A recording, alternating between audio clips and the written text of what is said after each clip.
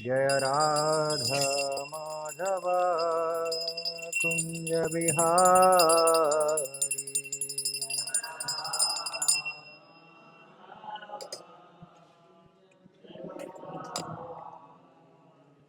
जय राधा माधव कुंज बिहारी।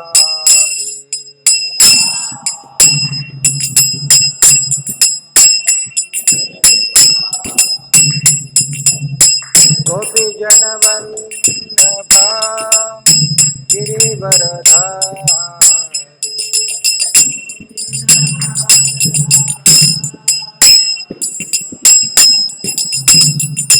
गोपी जन वल्लभा गिरिवरधारी।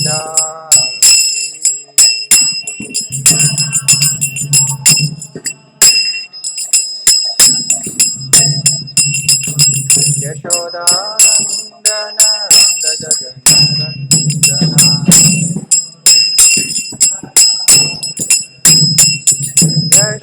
यशोदानंदन व्रज जनरंजना।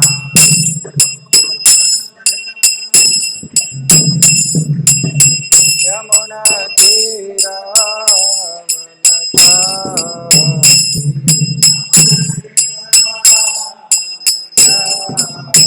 यमुना तीरावनचारी।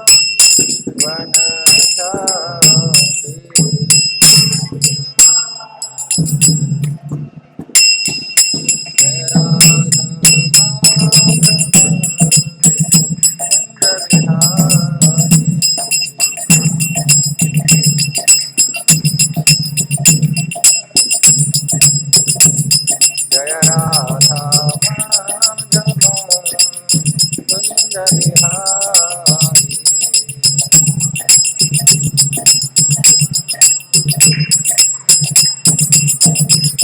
गोपी जन वल्लभा गिरिवरधारी।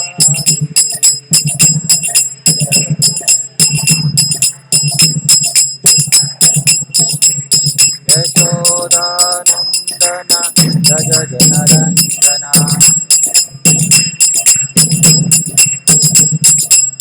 यमुना तीरावनचारी।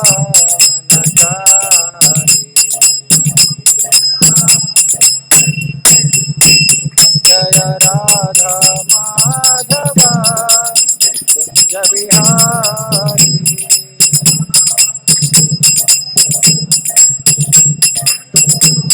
जय राधा माधव कुंज बिहारी।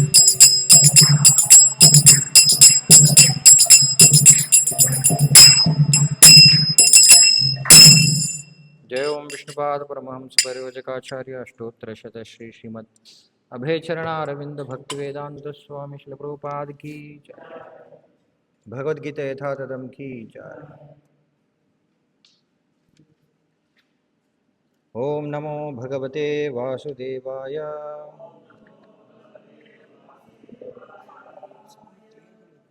ओम नमो भगवते वासुदेवाय। ओम नमो भगवते वासुदेवाय।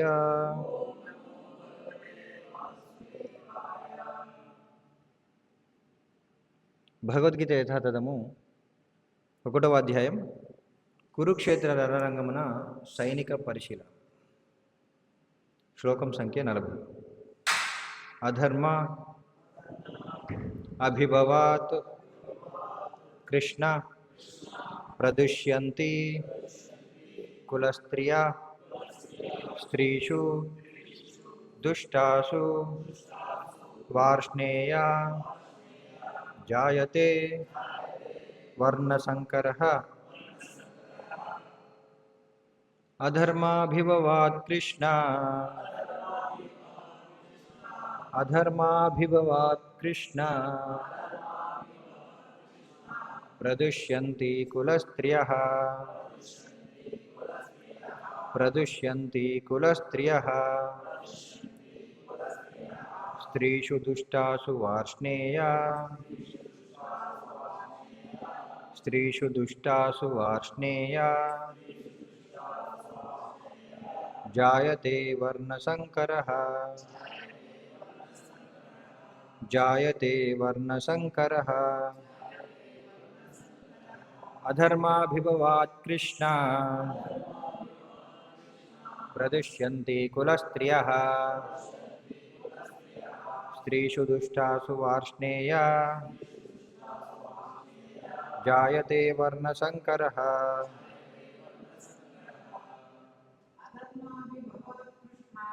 అధర్మాభిభవాత్ కృష్ణ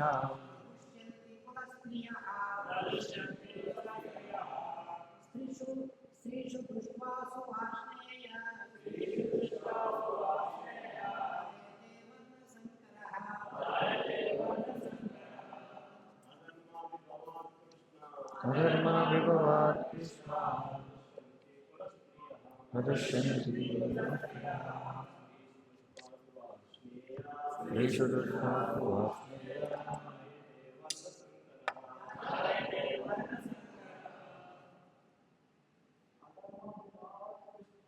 అధర్మాభిభవాత్ కృష్ణ ప్రదిశ్యంతి కులస్త్రియః స్త్రీషు దుష్టాసు వార్ష్ణేయా జాయతే వర్ణసంకరః అధర్మాభిభవాత్ కృష్ణ ప్రదిశ్యంతి కులస్త్రియః స్త్రీషు దుష్టాసు వార్ష్ణేయా జాయతే వర్ణసంకరః అధర్మాభిభవాత్ కృష్ణ ప్రదిశ్యంతి కులస్త్రియః స్త్రీషు దుష్టాసు వార్ష్ణేయా జాయతే వర్ణసంకరః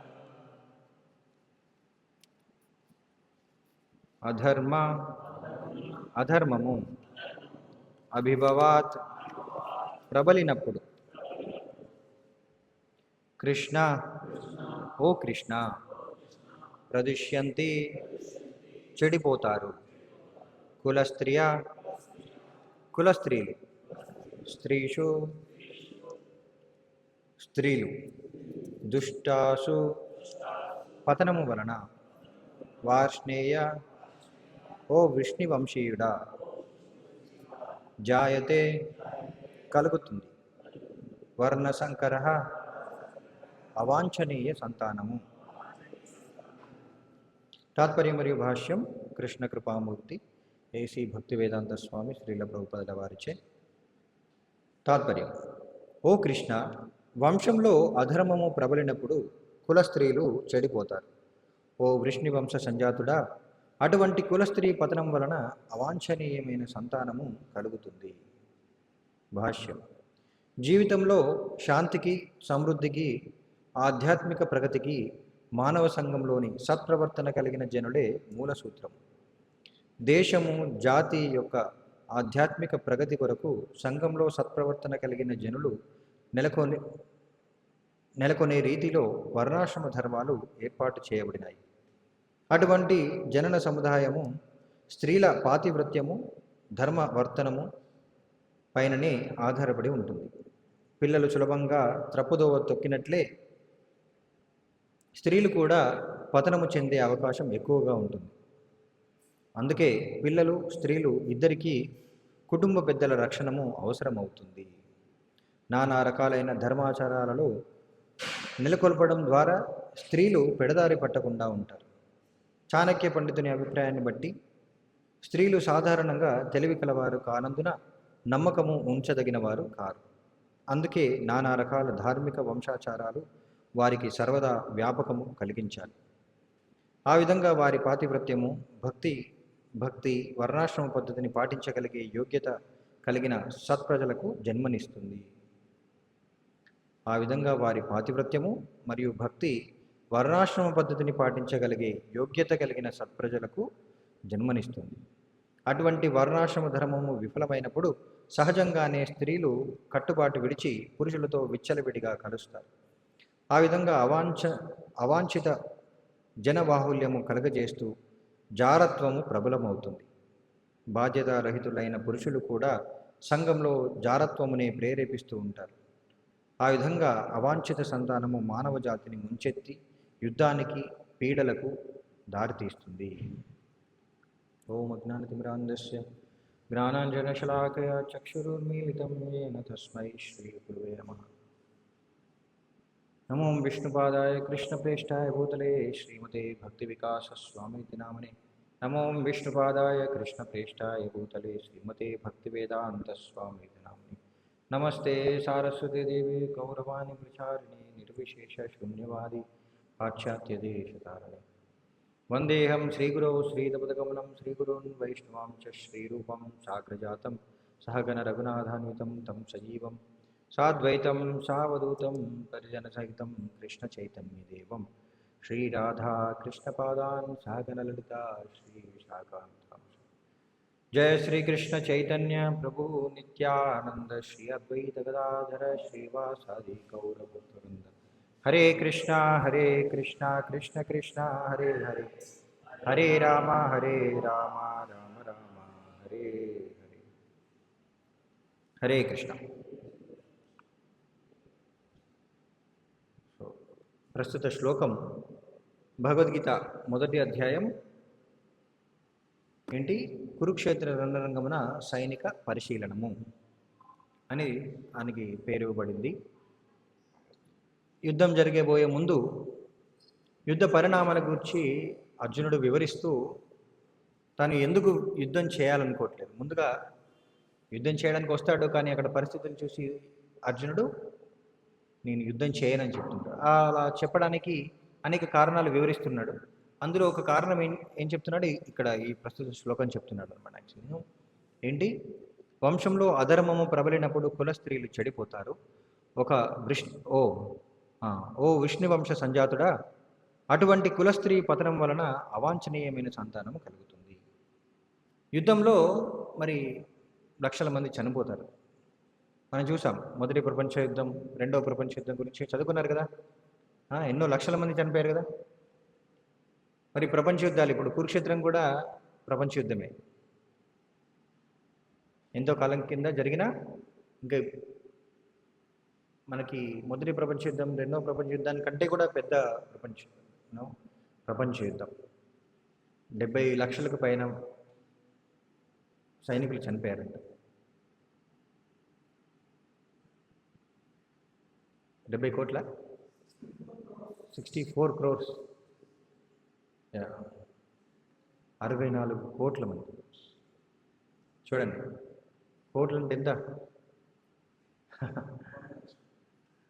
సో మరి అంతమంది చనిపోయారంట. ప్రపంచవ్యాప్తంగా వచ్చిన సైనికులు ఎంతోమంది, పెద్ద పెద్ద యోధులు కూడా అందులో మరణించడం జరిగింది. మరి అలా అంతమంది చనిపోయినప్పుడు వారి యొక్క కుటుంబ పరిస్థితి ఏంటి? మనం ప్రస్తుతం చూస్తున్నాం. ఉక్రెయిన్, రష్యా, ఇరాన్, అక్కడ యుద్ధాలు జరుగుతున్నాయి కదా. అక్కడ కూడా చాలామంది కుటుంబంలో వాళ్ళందరూ చనిపోవడం వలన ఎంతోమంది దిక్కు లేకుండా అయిపోతున్నారు. చిన్న చిన్న పిల్లలు, స్త్రీలు, వాళ్ళు ఆవాసం కోసం పక్క దేశాలకు వెళ్తే ఏం జరుగుతుంది? రానివ్వరు. సరే, ఏదో ఒక విధంగా అక్కడ తలదాచుకుందామని చెప్పేసి వాళ్ళని రక్షించుకోవడానికి అలా బలవంతంగా వెళ్తే వాళ్ళు అక్కడ ఏం చేస్తున్నారంటే, సరే వాళ్ళకి ఇక్కడ ఒకేసారి వేరే దేశానికి వెళ్తే ఎవరు రాణిస్తారు చెప్పండి? అవునా కదా. వాళ్ళకి అక్కడ ఇల్లు ఉండదు, ఎటువంటి రక్షణ ఉండదు. సో రక్షణ కోసం వాళ్ళని వీళ్ళని అడిగితే వాళ్ళు సరే అని చెప్పేసి వాళ్ళ ఇంట్లోకి రమ్మంటున్నారంట. తర్వాత ఆ స్త్రీల పైన అఘాయిత్యాలు చేస్తున్నారంట. సో అది యుద్ధం వలన ఇలాంటివి జరుగుతాయని ముందే ఊహించబడుతుంది. ఎందుకంటే రక్షణ లేని స్త్రీలకి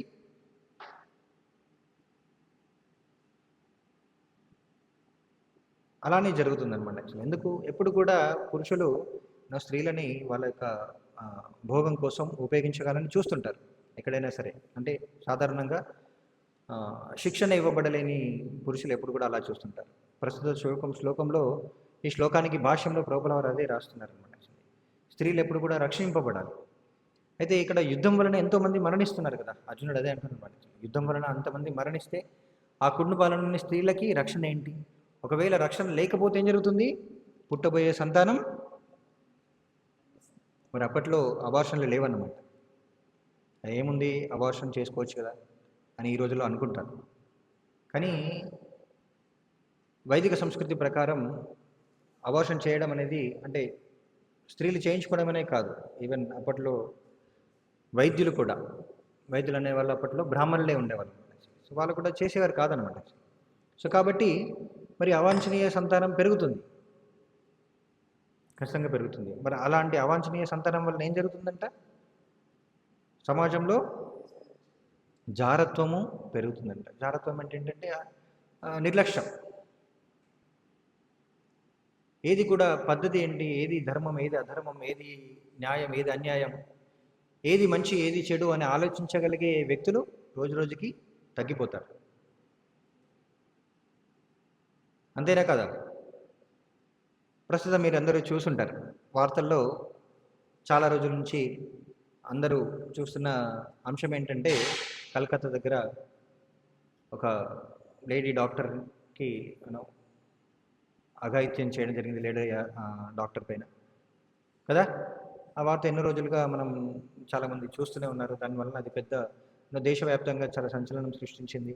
ఎంతోమంది దానికి ప్రతిఘటిస్తున్నారు, దానికి న్యాయం జరగాలి, నేరస్తులకు శిక్ష విధించాలని చెప్పేసి. కానీ మనం చూసినట్లయితే అదొకటే కాదు, ప్రతిరోజు కూడా జరుగుతున్నాయి. మరి ఆ విషయం ఎందుకంటే, సరే అది ఏదో పెద్ద హాస్పిటల్లో, కాలేజీలో జరిగింది, దానిలో పెద్ద పెద్ద వాళ్ళందరూ ఇన్వాల్వ్ అయి ఉన్నారు కాబట్టి అది పెద్ద విషయం అయిపోయింది. కానీ నిజానికి మనం చూస్తే సమాజంలో రోజు రోజుకి అఘాయిత్యాలు పెరుగుతూనే ఉన్నాయి. ఒకరో ఇద్దరో కాదు, వేల సంఖ్యలో స్త్రీలపైన ఇలా అఘాయిత్యాలు పెరుగుతున్నాయి అనమాట. WHO, వరల్డ్ హెల్త్ ఆర్గనైజేషన్ వాళ్ళ సర్వే ప్రకారం ఏంటంటే, ప్రతి ముగ్గురిలో ఒక స్త్రీకి ఏదో ఒక విధమైన ఏమంటారు అంటే చెడు ప్రవర్తన వాళ్ళు అనుభవించే ఉన్నారంట, ప్రతి ముగ్గురిలో ఒకరు, ప్రపంచవ్యాప్తంగా. అలా లెక్క చూస్తే ఏంటంటే, ప్రతిరోజు కూడా 88, రోజుకి 88 మంది సగటున అలా పురుషుల చేత, ఎవరండి, వాళ్ళ సొంత వాళ్ళు కావచ్చు, బయట వాళ్ళు కావచ్చు, ఎవరో ఒకరి చేత వాళ్ళు ఏమంటారు బాధకు గురి చేయబడుతున్నారు. ఏ విధమైన బాధనైనా కావచ్చు, మానసికంగా కావచ్చు, శారీరకంగా కావచ్చు, ఏదైనా కావచ్చు. ఇది వరల్డ్ హెల్త్ ఆర్గనైజేషన్ ప్రకారం. యునైటెడ్ నేషన్స్ కూడా ఒకసారి ఇలాంటి సర్వే కండక్ట్ చేసిందంట. 18 సంవత్సరాల లోపు ఆడపిల్లలు ఇలా, అంటే మానసికంగానైనా సరే శారీరకంగానైనా సరే ఇలా క్షోభకి గురైన వాళ్ళు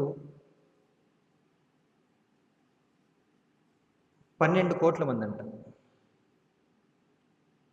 ఎన్ని సంవత్సరాల్లో? పోయిన 10 సంవత్సరాల్లో, ఒక దశాబ్దంలో అంతమంది ఆడపిల్లలపైన అఘాయిత్యాలు జరిగాయంట. సో అలా మనం చూస్తున్నట్టయితే 2019లో 34,409 మంది భారతదేశంలోనే, భారతదేశం గొప్పదనుకుంటాం, భారతదేశ సంస్కృతి అనేది గొప్పదని చెప్పేసి అందరూ చెప్తుంటారు, ఈవెన్ పాశ్చాత్యులు కూడా చెప్తుంటారు. పాశ్చాత్య దేశం వాళ్ళు కూడా ఏం చెప్తుంటారంటే, భారతీయ కుటుంబ వ్యవస్థ అనేది చాలా దృఢమైనది. ఎందుకు? మీరు చూడండి, పాశ్చాత్య దేశాల్లో వివాహం చేసుకోవడం అనేది ఒక అగ్రిమెంట్ లాంటిది అనమాట. వివాహం అనేది అగ్రిమెంట్, ఎప్పుడైనా సరే అగ్రిమెంట్ చేసుకోవచ్చు, నచ్చకపోతే అగ్రిమెంట్ క్లోజ్ చేయొచ్చు, విడిపోవచ్చు. అది ఎన్నో దశాబ్దాలుగా జరుగుతుంది. అది అఫ్కోర్స్ ఇప్పుడు భారతదేశంలో కూడా అది పెరుగుతుంది రోజు రోజుకి. కానీ ఇప్పటికీ కూడా స్టేబుల్ ఫ్యామిలీస్ కొన్ని, అంటే సమతుల్యంగా సమస్యలు లేకుండా, అంటే తక్కువ సమస్యలతో కుటుంబాలు ఉండగలుగుతున్నాయి భారతదేశంలో. అంటే దానికి ఈ యొక్క భారతదేశంలో ధర్మాన్ని పాటించే వాళ్ళు ఉండడం వల్లనే. మరి ధర్మం అంటే ఏంటి? ఏదో మొత్తం పెద్ద పెద్ద శాస్త్రాల్లో ఉన్న ధర్మ నియమాలన్నీ తెలుసుకుంటారని కాదు. కనీస ధర్మాలు. కనీస ధర్మాలు పాటించడం వలన కుటుంబ వ్యవస్థలన్నిటివి చాలా దృఢంగా ఉన్నాయంట. ఎందుకంటే కుటుంబంలోని అందరికీ రక్షణ ఉంటుంది. స్త్రీలకి, పిల్లలకి, ముసలి వాళ్ళకి రక్షణ అనేది ఉంటుంది. నేను పాశ్చాత్య దేశాల్లో చూసినట్లయితే వాళ్ళు ఏం చేస్తుంటారు, పిల్లలు ఎప్పుడైతే టీనేజ్ 13 సంవత్సరాలు మొదలు కాగానే వాళ్ళని ఏమంటారంటే, ఓ మీరు స్వతంత్రులు అయిపోయారు, మీ చదువులు మీరే చదువుకోవచ్చు, మీరు మీ సంపాదన మీరే సంపాదించుకోవచ్చు, మీరు స్వతంత్రులుగా జీవించవచ్చు, తల్లిదండ్రులపైన ఆధారపడాల్సిన అవసరం లేదు అని చెప్తారనమాట. ఎందుకు అలా చెప్తారంటే తల్లిదండ్రులు వాళ్ళ యొక్క బాధ్యత నుండి బయటపడడానికి. ఎందుకు పిల్లల్ని పోషించాలంటే తల్లిదండ్రులు కష్టపడాలి, సంపాదించాలి, వాళ్ళకి ఖర్చులకి డబ్బులు ఇవ్వాలి, వాళ్ళకి ఉన్నత చదువుల కోసం ఖర్చు పెట్టాలి కదా. అవన్నీ అవసరం లేకుండా తల్లిదండ్రులు ఏం చెప్తుంటారంటే పాశ్చాత్య దేశాల్లో, ఓ మీరు స్వతంత్రులు, పెద్దవాళ్ళు అయిపోయారు కదా, మీకు జ్ఞానం వచ్చింది, లోక జ్ఞానం వచ్చింది, మీరు మీ కాళ్ళపైన మీరు నిలబడగలరు. సో అని చెప్పి ఏం చేస్తుంటారంటే పిల్లల్ని వాళ్ళు చదువుకోవడానికి, ఉన్నత చదువులు చదవాలంటే వాళ్ళు చదువుతూ, మీరందరూ వినే ఉంటారు పార్ట్ టైం జాబ్స్ కదా. పాశ్చాత్య దేశాల్లో ఎక్కువ. మనకి భారతదేశం నుండి వెళ్ళిన ప్రతి ఒక్కరు కూడా చాలామంది భారతదేశం ఉన్నత చదువుల కోసం అమెరికాకి, లండన్కి వెళ్ళిన వాళ్ళందరూ కూడా ఏమంటారు, అక్కడ చదువుతూ కూడా ఉద్యోగం చేసుకోవచ్చు. చదువుతూ కూడా ఉద్యోగం చేయడం కాదు, చదవడం కోసం ఖచ్చితంగా ఉద్యోగం చేయాల్సిందే అక్కడ. ఎందుకంటే పార్ట్ టైం జాబ్స్ ఎక్కువగా ఉంటాయి. ఎందుకు అలా ఎక్కువగా ఉంటాయంటే అలాంటి ఉద్యోగులు ఎక్కువ ఉంటారు. ఎవరు కూడా పూర్తిగా పనిచేయడానికి సిద్ధంగా ఉండరు, వాళ్ళకి సమయం ఉండదు, చదువుకోవాలి కదా. సో వాళ్ళ తల్లిదండ్రులు పిల్లల బాధ్యత నుండి బయటపడడానికి పిల్లల్ని ఇంటి నుండి బయటికి పంపిస్తారు అన్నమాట. సో మళ్ళీ వాళ్ళకి రక్షణ ఎక్కడ ఉంది? సో అలానే పిల్లలు కూడా ఏం చేస్తుంటారు, ఒకవేళ తల్లిదండ్రులు ఉన్నా సరే వాళ్ళు ముసలి వాళ్ళు అయిపోయిన తర్వాత వాళ్ళని కూడా ఓల్డ్ ఏజ్ హోమ్లలో వేస్తున్నారు. ఓల్డ్ ఏజ్ హోమ్లలో కూడా వాళ్ళకి రక్షణ లేదు. అంటే రక్షణ అంటే మన సొంత పిల్లలు మనల్ని చూసుకున్న విధంగా బయట వాళ్ళు చూస్తారా చెప్పండి? ఎంత డబ్బులు ఇచ్చినా సరే మనం కూడా చూస్తుంటాం. డబ్బులు ఇచ్చి కొందరు ముసలితనంలో చూసుకోవడానికి పని మనుషులు పెడుతుంటారు. వాళ్ళు ఎలా ఉంటారు? వాళ్ళ సొంత బంధువుల్ని చూసినట్టుగా చూడగలుగుతారా? చూడలేరు. అలా వాళ్ళకి రక్షణ ఉండదు, ఇలా పిల్లలకి రక్షణ ఉండదు. సరే ఈ తల్లిదండ్రులైనా ఉంటారంటే కొద్ది కాలం తర్వాత పురుషుడు ఏం చేస్తుంటాడు, ఇంకొక స్త్రీకి ఆకర్షితుడై విడాకులు ఇచ్చేస్తుంటాడు. అప్పుడు మళ్ళీ ఆ స్త్రీకి రక్షణ లేదు. ఒకసారి అలానే జరిగిందంట. లండన్లో మనకి ఇస్కాన్ భక్తులు ఒక కుటుంబం వాళ్ళు ఉన్నారనమాట. వాళ్ళు ఉదయాన్నే మీకు అందరికీ తెలుసు, ఇస్కాన్ భక్తులు ఏంటంటే ఉదయాన్నే 4 గంటలకి నిద్ర లేచి 4:30కి భగవంతుని పూజ చేసుకొని తర్వాత జపం చేస్తుంటారు, అన్ని కార్యక్రమాలన్నీ చేస్తుంటారు. తర్వాత వాళ్ళ యొక్క ఉద్యోగాలకి ఆ పనులన్నీ చేసుకుంటుంటారు. అయితే ఆ భక్తుడు వాళ్ళ ఇంటి పక్క ఇంట్లో ఒక స్త్రీ ఉందంట. ఒంటరిగా ఉంటుంది, ఏదో ఉద్యోగం చేస్తుంది. రోజు కూడా ఏంటంటే ఏ అర్ధరాత్రి వస్తుందంట ఇంటికి. ఒక్కొక్కసారి ఏంటంటే ఈ భక్తులు ఉదయాన్నే లేచేసి స్నానం చేసి భగవంతుని పూజ కోసం బయట ఉన్న పూలు తీసుకురావడానికో ఏదో బయటికి వెళ్తే అప్పుడు తను ఇంటికి వస్తుందంట. రాత్రంతా కూడా బయట తిరిగి. సరే మీకు అందరికీ తెలుసు బయట దేశాల్లో ఎలా ఉంటుంది, ఆడవాళ్ళైనా మగవాళ్ళైనా అందరూ కూడా పలకరిస్తుంటారు, ఏదో ఆయన హాయ్ బాయ్ అని చెప్పేసి అంటుంటారు కదా. అలా ఒకసారి ఆమె బాగా రాత్రంతా కూడా బాగా తాగేసి వచ్చేసి భక్తుడితో అందంట, ఏంటి బాగున్నారా అంటే ఇంగ్లీష్లో హాయ్ ఎలా ఉన్నారు ఏంటి అని ఊరికి పలకరించిందంట. అప్పుడు భక్తుడు అన్నారంట, సో మీరు చాలా ఆనందమైన జీవితం గడుపుతున్నట్టున్నారే, అంటే వాళ్ళ భాషలో ఏదో ఒక విధంగా ఆనందమైన జీవితం గడుపుతున్నట్టున్నారు, చాలా ఆనందంగా ఉన్నారు కదా అంటే ముందు ఆమె సరే అవును అని చెప్పేసిందంట. అవును అని చెప్పేసిందంట. సో అది వాళ్ళ భాషలో, నేను అది ఇంగ్లీష్లో చెప్పట్లేదు. సో వాళ్ళు ముందుగా చాలా విలాసవంతమైన జీవితాన్ని గడుపుతున్నారే అని చెప్పేసి అడిగారు. అవును అని చెప్పేసిందంట. సో మరి నిజంగానే ఆనందంగా ఉన్నారా మీరు అని అడిగితే ఆమె వెంటనే ఏడవడం మొదలుపెట్టిందంట. మరి అదేంటి, రోజొక అబ్బాయితో వస్తుంది, రోజొక అబ్బాయితో తిరుగుతుంది, స్వతంత్రంగా ఉంటుంది, తన సంపాదన తను సంపాదించుకుంటుంది. ఆనందంగా ఉంటుంది కదా, తనకు కావాల్సినవన్నీ లభిస్తున్నాయి. మరి ఎందుకు బాధపడుతుందంటే ఆమెకు భవిష్యత్తు పైన భయం కలిగిందంట. ఎందుకంటే ఇప్పుడు తనను తన నుండి ఆనందం పొందడానికి ఎందరో పురుషులు తన వెంబడి వస్తున్నారు ప్రతిరోజు కూడా. కానీ ఎవరు కూడా తన భవిష్యత్తులో తన బాధ్యత తీసుకోవడానికి సిద్ధంగా లేరు. చెప్పండి, ఎవరు ఉంటారు అలాంటి స్త్రీల యొక్క భవిష్యత్తు బాధ్యత తీసుకోవడానికి? ఎవరైనా సిద్ధంగా ఉంటారా? తాత్కాలికమైన ఆనందంగా పొందడానికంటే అందరూ వస్తారు, ముందుకు వస్తారు, కానీ బాధ్యత తీసుకోవడానికి ఎంతమంది సిద్ధంగా ఉంటారు? అందుకనే చూడండి, ఈ రోజుల్లో లివ్ ఇన్ రిలేషన్షిప్స్ పెరుగుతున్నాయి.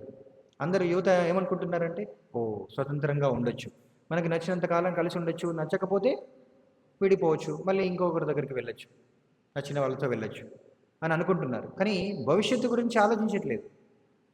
అందుకని చూడండి, ధర్మం ప్రకారం శాస్త్రంలో ధర్మ నియమాలు ఎలా వివరించబడ్డాయంటే, ఎలా విధించబడ్డాయి మనకు పెద్దవాళ్ళందరూ కూడా ఈ కట్టుబాట్లన్నీ కూడా శాస్త్రాన్ని అనుసరించి ఎలాంటి కట్టుబాటు ఇచ్చారంటే, ప్రస్తుత కాలమే కాదు, ప్రస్తుతం జీవితాన్ని ఎలా భోగించాలనే ఉద్దేశంతో కాకుండా భవిష్యత్తు రక్షణ గురించి కూడా ఆలోచించి, పిల్లలకి, పెద్దలకి, తల్లిదండ్రులకి అందరి యొక్క రక్షణను ఆలోచించి ఇలాంటి కట్టుబాట్లు ఇచ్చారనమాట. అందుకనే మన శాస్త్రం ప్రకారం ఏంటి, ఒకసారి వివాహం చేసుకున్నారంటే ఎలాంటి పరిస్థితులు ఏర్పడినా సరే, ఎంత కష్టమైనా సరే, ఎంత నష్టమైనా సరే, ఎంత దుఃఖం కలిగినా సరే విడిపోకూడదు. అవునా కదా? సహించాలి, భరించాలి. ఎవరి కోసం? అందరి కోసం, పిల్లల కోసం, తల్లిదండ్రుల కోసం, భార్యాభర్తలు అయినా సరే, వాళ్ళ యొక్క భవిష్యత్తులో వాళ్ళ ఆనందం కోసం సహించాల్సింది. సో ఆ సహనాన్ని నేర్పించేదనమాట. ఎలా సహించాలి, ఎదుటి వాళ్ళని ఎలా అర్థం చేసుకోవాలని నేర్పించేవాళ్ళు. మన వైదిక సంస్కృతి అలాంటి సహనాన్ని నేర్పుతుంది. కాబట్టి కుటుంబ జీవనం అనేది చాలా దృఢంగా ఎక్కువ కాలం ఆనందంగా ఉండగలిగేవారంట. ఉండగలుగుతున్నారు కూడా, ఇప్పుడు కూడా ఉండగలుగుతున్నారు. అందుకని చూడండి, ఈ రోజుల్లో ఏంటంటే ఎంతోమంది షష్టి పూర్తి చేసుకుంటుంటారు 60 సంవత్సరాలు, దాదాపు 50-40 సంవత్సరాలు కలిసి జీవిస్తున్నారు. ఇంకా దానికంటే 60 జీవితం అంతా కూడా, అసలు భారతదేశంలో జీవితం అంతా భార్యాభర్తలు కలిసి ఉన్నారంటే అది పెద్ద ఆశ్చర్యకరమైన విషయం ఏం కాదు. కానీ పాశ్చాత్య దేశాల్లో ఎలా ఉంటుందంటే, అంటే ఈ రోజుల్లో ఎవరైనా భార్యాభర్తలు కలబడ్డారనుకోండి, ఓకే మీరు ఎప్పుడు వివాహం చేసుకున్నారంటే, మేము గత 6 సంవత్సరాల క్రితం వివాహం చేసుకున్నాము, ఇంకా వివాహ బంధంలోనే ఉన్నాం అని కూడా చెప్తుంటారంట. అంటే ఇంక విడిపోలేదని. 6 సంవత్సరాలా అని ఎదుటి వ్యక్తులు అలా ఆశ్చర్యపోయే పరిస్థితులు ఉన్నాయన్నమాట. చూడండి, మరి వాళ్ళు ఏమనుకుంటున్నారంటే, జీవితాన్ని అనుభవించాలి, జీవితం చాలా చిన్నది. పెద్ద పెద్ద తత్వవేత్తలు కూడా అదే చెప్తున్నారు కదా, జీవితం చాలా చిన్నది, ఈ చిన్న జీవితంలో భగవంతుడి గురించి ఆలోచించండి, భగవద్ధామానికి ఎలా వెళ్ళాలని ఆలోచించండి ఎంతోమంది తత్వవేత్తలు చెప్తుంటారు. కానీ ఈ తత్వవేత్తలు ఏం చెప్తున్నారంటే, జీవితం చిన్నది కాబట్టి ఆనందించాలి, భోగించాలి. ఎలా భోగించాలి? విచ్చలవిడితనంతో భోగించాలి అని అనుకుంటున్నారు. కానీ చూడండి, మరి అలాంటి భారతదేశంలో కూడా రోజు రోజుకి స్త్రీల పైన 2019లో చూసినట్లయితే 34,449 మంది స్త్రీల పైన అఘాయిత్యాలు జరిగాయంట. అది సొంత ఇంటి వాళ్ళు కావచ్చు, బయట వాళ్ళు కావచ్చు, ఒకే సంవత్సరంలో. సో అలా ఏంటంటే రోజు రోజుకి అఘాయిత్యాలు పెరుగుతున్నాయి. దానికి కారణం ఏంటి మరి? ఎవరైనా చెప్పగలరా? ఎందుకు అలా జరుగుతుంది? ఎందుకు జరుగుతుంది అలా? ఒక్కొక్కరు చెప్పండి. ఎవరు? స్త్రీలా, పురుషులా? విచక్షణ జ్ఞానం కోల్పోతున్నారు అందరూ. ఓకే, తర్వాత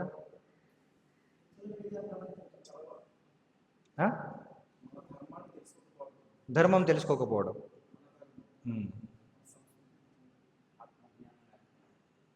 ఆత్మజ్ఞానం లేకపోవడం, ఇంకా బయట వాళ్ళు, భక్తులు కాకుండా మిగతా వాళ్ళు. ఎన్నోసార్లు మీరు వినే ఉంటారు, చదివే ఉంటారు ప్రభుపాల వారి పుస్తకాల్లో. మిగతా వాళ్ళు ఏం చెప్పండి ఏంటి ఆ కారణాలు ఏంటి? రోజు రోజుకి స్త్రీలపైన, ఇంకా దారుణం ఏంటంటే పిల్లలపైన కూడా, చిన్న చిన్న పిల్లలపైన కూడా అఘాయిత్యాలు పెరుగుతున్నాయి.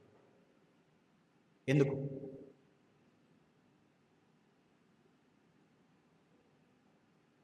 ఇక్కడ ప్రభుపాల వారు భాష్యంలో రాశారు, మీరు చూడొచ్చు. జీవితంలో శాంతికి, సమృద్ధికి, ఆధ్యాత్మిక ప్రగతికి మానవ సంఘంలోని సత్ప్రవర్తన కలిగిన జనులే మూల సూత్రము.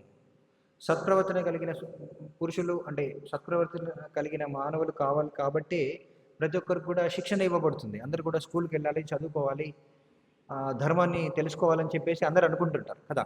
ఈ రోజుల్లో ధర్మం ఏంటంటే స్కూల్లో ఏది నేర్పిస్తే అదే ధర్మం. కానీ స్కూల్లో ఏం నేర్పిస్తున్నారు? ధర్మశాస్త్రంలో ఉన్న విషయాలన్నీ చెప్తున్నారా? చెప్పట్లేదు. ఇంకా దురదృష్టం ఏంటంటే స్త్రీలకి పురుషులకి కలిపి పాఠాలు చెప్తున్నారు. మనకు వైదిక సంస్కృతి ప్రకారం ఏంటంటే స్త్రీలకి ఈ రోజుల్లో చెప్పే విద్య అనేది అవసరం లేదు. సరే, ఒకవేళ వాళ్ళకి కనీస విద్య అవసరమని అనుకున్నా సరే ఇద్దరికి అంటే పురుషులకి స్త్రీలకి బాలబాలికలు ఇద్దరికి కలిపి విద్య బోధించాల్సిన అవసరం ఏముంది చెప్పండి? అవసరం ఉందా? లేదు. అయినా సరే కో ఎడ్యుకేషన్ స్కూల్స్. నేను ఒకసారి విన్నాను, హైదరాబాద్లో జేఎన్టీ కాలేజీలో ఒక ప్రొఫెసర్, లేడీ ప్రొఫెసర్ ఏం చేసిందట అంటే బాలబాలికలందరూ కూడాను, అబ్బాయిలు అమ్మాయిలందరూ కూడా ఒకవైపు అబ్బాయిలు ఒకవైపు అమ్మాయిలందరూ కూర్చున్నారంట. ఆ ప్రొఫెసర్ వచ్చేసింది, మీరు ఇంకా అభివృద్ధి చెందలేదు, మీరు అందరూ చదువుకున్న వాళ్ళే కదా, ఇంకా ఇలా చదువుకొని వెనుకబడిన తరగతి వాళ్ళలాగా ఎందుకు ఆలోచిస్తున్నారు? సో అందరూ కూడా కలిసి కూర్చోవాలి అని చెప్పేసి ఒక అబ్బాయి అమ్మాయిని కూర్చోబెట్టిందంట. కాలేజీలో అలా కూర్చోబెట్టింది ఎవరు? Professor, lady professor. ఏమవుతుంది చెప్పండి? శాస్త్రాలు ఏం చెప్తున్నాయంటే స్త్రీలు పురుషులు అనేవాళ్ళు వెన్న మరియు అగ్నితో సమానం అంట. వెన్నను అగ్ని దగ్గరికి తీసుకెళ్తే ఏమవుతుంది? గట్టిగా తయారవుతుందా? కరిగిపోతుంది. అలానే స్త్రీలు పురుషులు కూడా పురుషుల యొక్క కలయిక వల్ల ఏం జరుగుతుంది? ఖచ్చితంగా అది తప్పుకు దారి తీస్తుంది. ఎందుకు? ఎవరో ఒకరు బలహీనంగా ఉంటారు. ఇద్దరూ బలహీనమైన వాళ్ళే. శిక్షణ ఇవ్వబడకపోతే ఇద్దరూ బలహీనమైన వాళ్ళే. ఎవరొకరు బలహీనంగా ఉన్నా సరే అక్కడ సమస్యకి దారితీస్తుంది. సో కాబట్టి వాళ్ళని ఎప్పుడు కూడా దూరంగా ఉంచారు. అది మన సంస్కృతి. అందుకనే చూడండి, ఒకప్పుడు స్త్రీలకి పురుషులకి వేరు గదులు ఉండేవి, వేరు ఎక్కడికి వెళ్ళినా సరే, పెద్ద కార్యక్రమం అయినా సరే వేరుగా ఉండేవాళ్ళు అనమాట. మందిరానికి వెళ్ళినా సరే వేరుగా కూర్చునేవాళ్ళు. ఒకే కుటుంబంలోని స్త్రీ పురుషులైనా సరే వేరుగా ఉండేవాళ్ళు. ఒకప్పుడు ఏంటంటే భార్యాభర్తలైనా సరే బయటికి వెళ్తే ఒకరి పక్కన ఒకరు నడవడానికి లేదు. పురుషుడు ముందు నడిస్తే భర్త వెనక భార్య నడుస్తూ ఉండాలి. కానీ ఈ రోజుల్లో ఏంటంటే స్త్రీలు పురుషులు ఎలా తిరుగుతున్నారంటే వాళ్ళు భార్యాభర్తలా లేకపోతే అన్న చెల్లెల, అక్క తమ్ముళ్ళ, అసలు వాళ్ళ ఇద్దరి సంబంధం ఏంటి అని అర్థం చేసుకోలేని పరిస్థితి అనమాట. అవునా కదా? సో మరి ఆ తేడా అనేది లేదు, ఆ విభజన అనేది లేకపోవడం వల్ల ఏం జరుగుతుంది? ఖచ్చితంగా సమస్య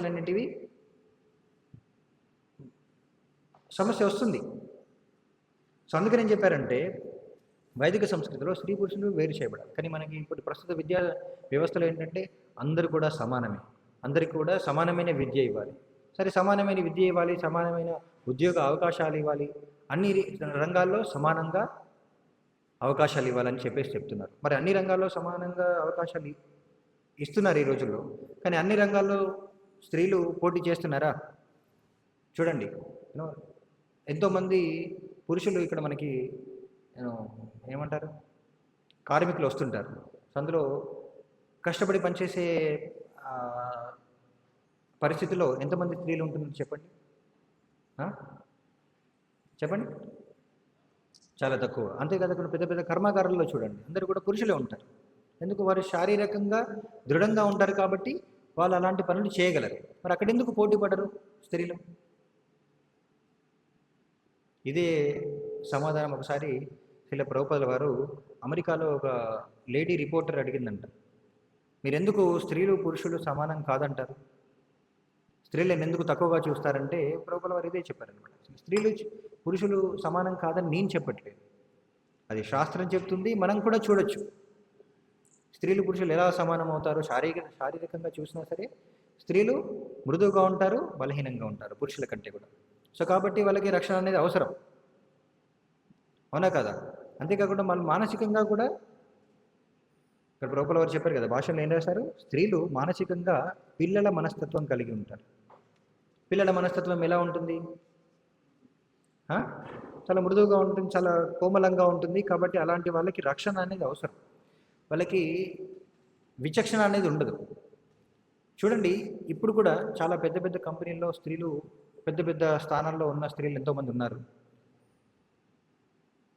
మనకి బయట మీరు కనుక వాళ్ళని గమనించినట్లయితే అందులో చాలామంది ఎన్నో సమస్యలను ఎదుర్కొన్నారు. ఎంతోమంది వాళ్ళ యొక్క ఉద్యోగాల్ని సరిగా చేయలేకపోతున్నారు. ఎందుకు? వాళ్ళ యొక్క మనస్తత్వం అలాంటిది. అన్ని ప్రదేశాల్లో వాళ్ళు మగవారిలాగా పనిచేయలేరనమాట. సో దానివలన ఆ కంపెనీలకి ఎన్నో సమస్యలు ఏర్పడుతున్నాయి, ఆ స్త్రీలకు కూడా సమస్యలు ఏర్పడుతున్నాయి. మొట్టమొదటిగా అమెరికన్ గవర్నమెంట్ ఏం చేసిందంటే, అంటే స్త్రీలకు సమాన హక్కులు ఇవ్వాలి, సమాన అవకాశాలు ఇవ్వాలని చెప్పేసి ఆర్మీలో కూడా స్త్రీలను తీసుకుందంట. కానీ అక్కడ ఎప్పుడైతే ఆర్మీలో స్త్రీలు చేరారో అక్కడ సమస్యలు పెరిగాయో తప్ప తగ్గలేదు. ఆర్మీలో ఉన్న సమస్యలు పెరిగాయండి. ఎందుకంటే ఈ మగ సైనికులు ఎవరైతే ఉన్నారో మగవారు, వాళ్ళు ఏంటంటే శత్రువుల నుండి వాళ్ళని వాళ్ళు రక్షించుకోవాలి, అంతేకాకుండా ఈ ఆడ సైనికులను కూడా రక్షించాల్సి వస్తుందంట. అంతేకాకుండా ఆడవారికి వాళ్ళకి ఎన్నో వ్యక్తిగత సమస్యలు ఉంటాయి. సో అవన్నీ అలాంటి సందర్భాల్లో వాళ్ళు యుద్ధం వచ్చిందనుకోండి ఏం చేస్తారు?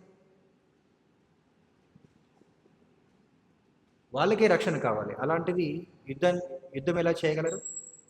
చేయలేరు. సో అలాంటి పరిస్థితులు, దాన్ని బట్టి ప్రభువుల వారు ఏం చెప్తున్నారంటే, సహజంగానే స్త్రీ శరీరం పురుష శరీరానికి భిన్నమైనది. స్త్రీ శరీరం అనేది సంతానాన్ని ఉత్పత్తి చేయడానికి, అంతేకాకుండా సంతానాన్ని పెంచడానికి, పిల్లలకి రక్షణ కలిగించి వాళ్ళని పెంచడానికి. స్త్రీలు ప్రకృతి చేత అలాంటి శరీరాన్ని ఇవ్వబడ్డారు. సో వాళ్ళకి చూడండి, పిల్లల్ని కనాలన్నా, పిల్లల్ని పోషించాలన్నా స్త్రీలు అవసరం. పురుషులు సంతానోత్పత్తి చేయగలరా? ప్రభుపాద అదే అడిగారన్నమాట. ఒకసారి స్త్రీ సంతానోత్పత్తి చేస్తే ఇంకోసారి పురుషుడు సంతానోత్పత్తి చేయగలరా? ఒకసారి నువ్వు అంటే నొప్పిని అనుభవించావు, రెండోసారి నేను నొప్పి తీసుకోగలని పురుషులు అనగలరా? అనలేరు. అదే పురుషుల యొక్క బాధ్యతని స్త్రీ పూర్తిగా తీసుకోగలదా? తీసుకోలేదు. ఎవరి బాధ్యతలు వాళ్ళు చేసినప్పుడు సమాజం అనేది సమాజంలో అందరూ సంతోషంగా ఉండగలరు అనమాట. సుఖశాంతులతో ఉండాలంటే ఎవరి ధర్మాన్ని వాళ్ళు నిర్వర్తించాలి. కృత్రిమంగా సమాన హక్కుల పేరుతో స్త్రీలు ఈరోజు ఏం చేస్తున్నారంటే, స్వతంత్రాన్ని కోరుకొని వ్యక్తిగతమైన జీవితాన్ని ఆనందించడానికి వాళ్ళు కూడా ప్రయత్నిస్తున్నారు. సరే, వాళ్ళు ఆనందిస్తున్నారు అని అనుకుంటున్నారు, కానీ దాంతోపాటు ఏం జరుగుతుంది? సమస్యలు కూడా పెరుగుతున్నాయి. అప్పుడు వెంటనే అందరూ ఏమంటుంటారంటే, మరి మీరు చెప్పేది ఏంటండి? స్త్రీలకు స్వాతంత్రం ఉండకూడదా? స్త్రీలు ఎప్పుడు కూడా పురుషుల చేత నియంత్రించబడాలా? వాళ్ళకి బానిసలుగానే ఉండాలా? కుక్కిన పేరులాగా ఇంట్లోనే ఉంటూ ఇంట్లో నుంచి బయటికి లేకుండా ఒక చిన్న 4 గోడలకు మాత్రమే పరిమితమై ఉండిపోవాలా స్త్రీలు? స్త్రీలపైన ఇంట్లో కుటుంబ సభ్యుల చేత ఎంతో అణిచివేయబడుతున్నారు. మరి ఆ సమస్యలకి పరిష్కారం ఏంటి అని చెప్పేసి అంటారు. అవునా కదా? ఎందుకంటే ఒకానొక కాలంలో అలాంటి సమస్యలు కూడా పెరిగాయి. అవునా కదా? నిజంగానే పెరిగాయి. మరి కుటుంబ సభ్యులే స్త్రీలని, భర్తలు కావచ్చు, తల్లిదండ్రులు కావచ్చు, స్త్రీలని చాలా అణిచివేయడం, వాళ్ళని చాలా బానిసలుగా చూడడం, శారీరకంగా హింసించడం, ఇలాంటివి కూడా కొన్ని జరిగాయి. సో ఎందుకు అలా జరుగుతుంది? మరి ఎందుకు అలా జరుగుతుందంటే పురుషులకు కూడా సరైన శిక్షణ లేకపోవడం వలన. ప్రభువుల వారు అదే చెప్తున్నారు అన్నమాట. స్త్రీకి పాతివ్రత్యంలో శిక్షణ ఇవ్వాలి. స్త్రీ పాతివ్రత్యంలో శిక్షణ ఇవ్వబడాలి స్త్రీకి. పురుషుడికి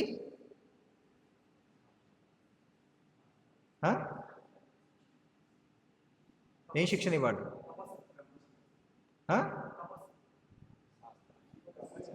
ఆధ్యాత్మిక జ్ఞానంలో శిక్షణ ఇవ్వబడాలి.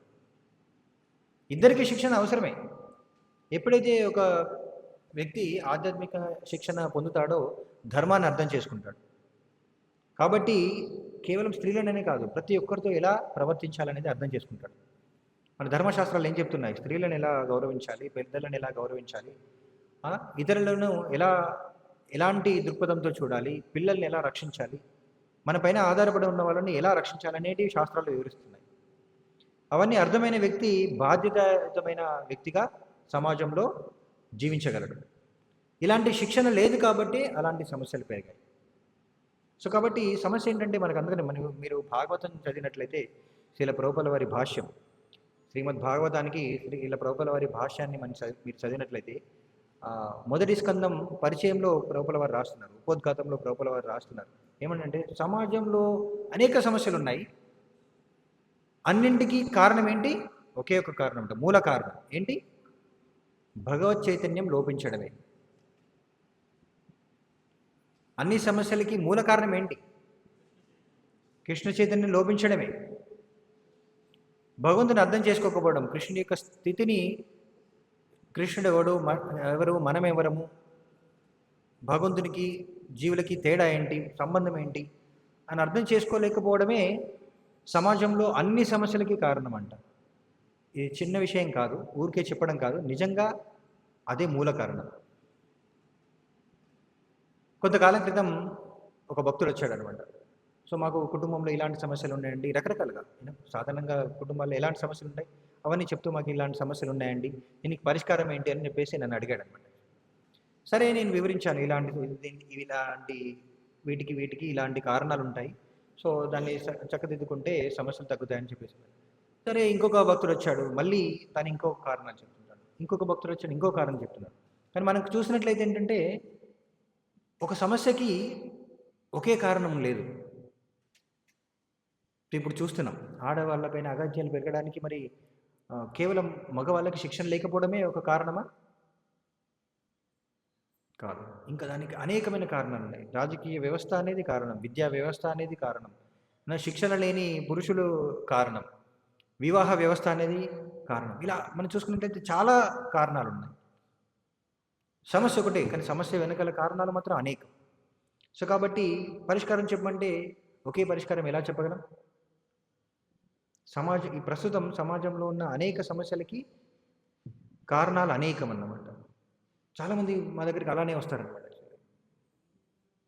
ప్రభుజీ ఇది సమస్య, మాకు ఇలాంటి సమస్య ఉంది, దీనికి పరిష్కారం ఏంటి? ఏం చెప్తాం చెప్పండి, ఏం చెప్పాలి? సరే మీరు ఈ సమస్యకి ఇది కారణం, దీన్ని చక్కదిద్దుకోండి అంటే వాళ్ళు ఏదో మార్చుకొని మళ్ళీ వస్తారనమాట. నేను మారాను అయినా సరే సమస్య అనేది తీరలేదు అని చెప్తుంటారు. మరి ఏం చెప్తాం? రాజకీయ కారణాలు కూడా ఉన్నాయి, రాజకీయ వ్యవస్థ అనేది కూడా సరిగా లేదు ఈ రోజుల్లో, అంతే కదా. మనం వ్యక్తిగతంగా అందరూ బాగా ఉండడానికి ప్రయత్నించవచ్చు, అవును కదా. నాయకులు సరిగా లేకపోతే ఏమవుతుంది? మనం ఆనందంగా జీవించగలమా? జీవించలేం, అది కూడా ఒక సమస్య. వాతావరణ సమస్యలు అనేక రకాలుగా అన్నీ,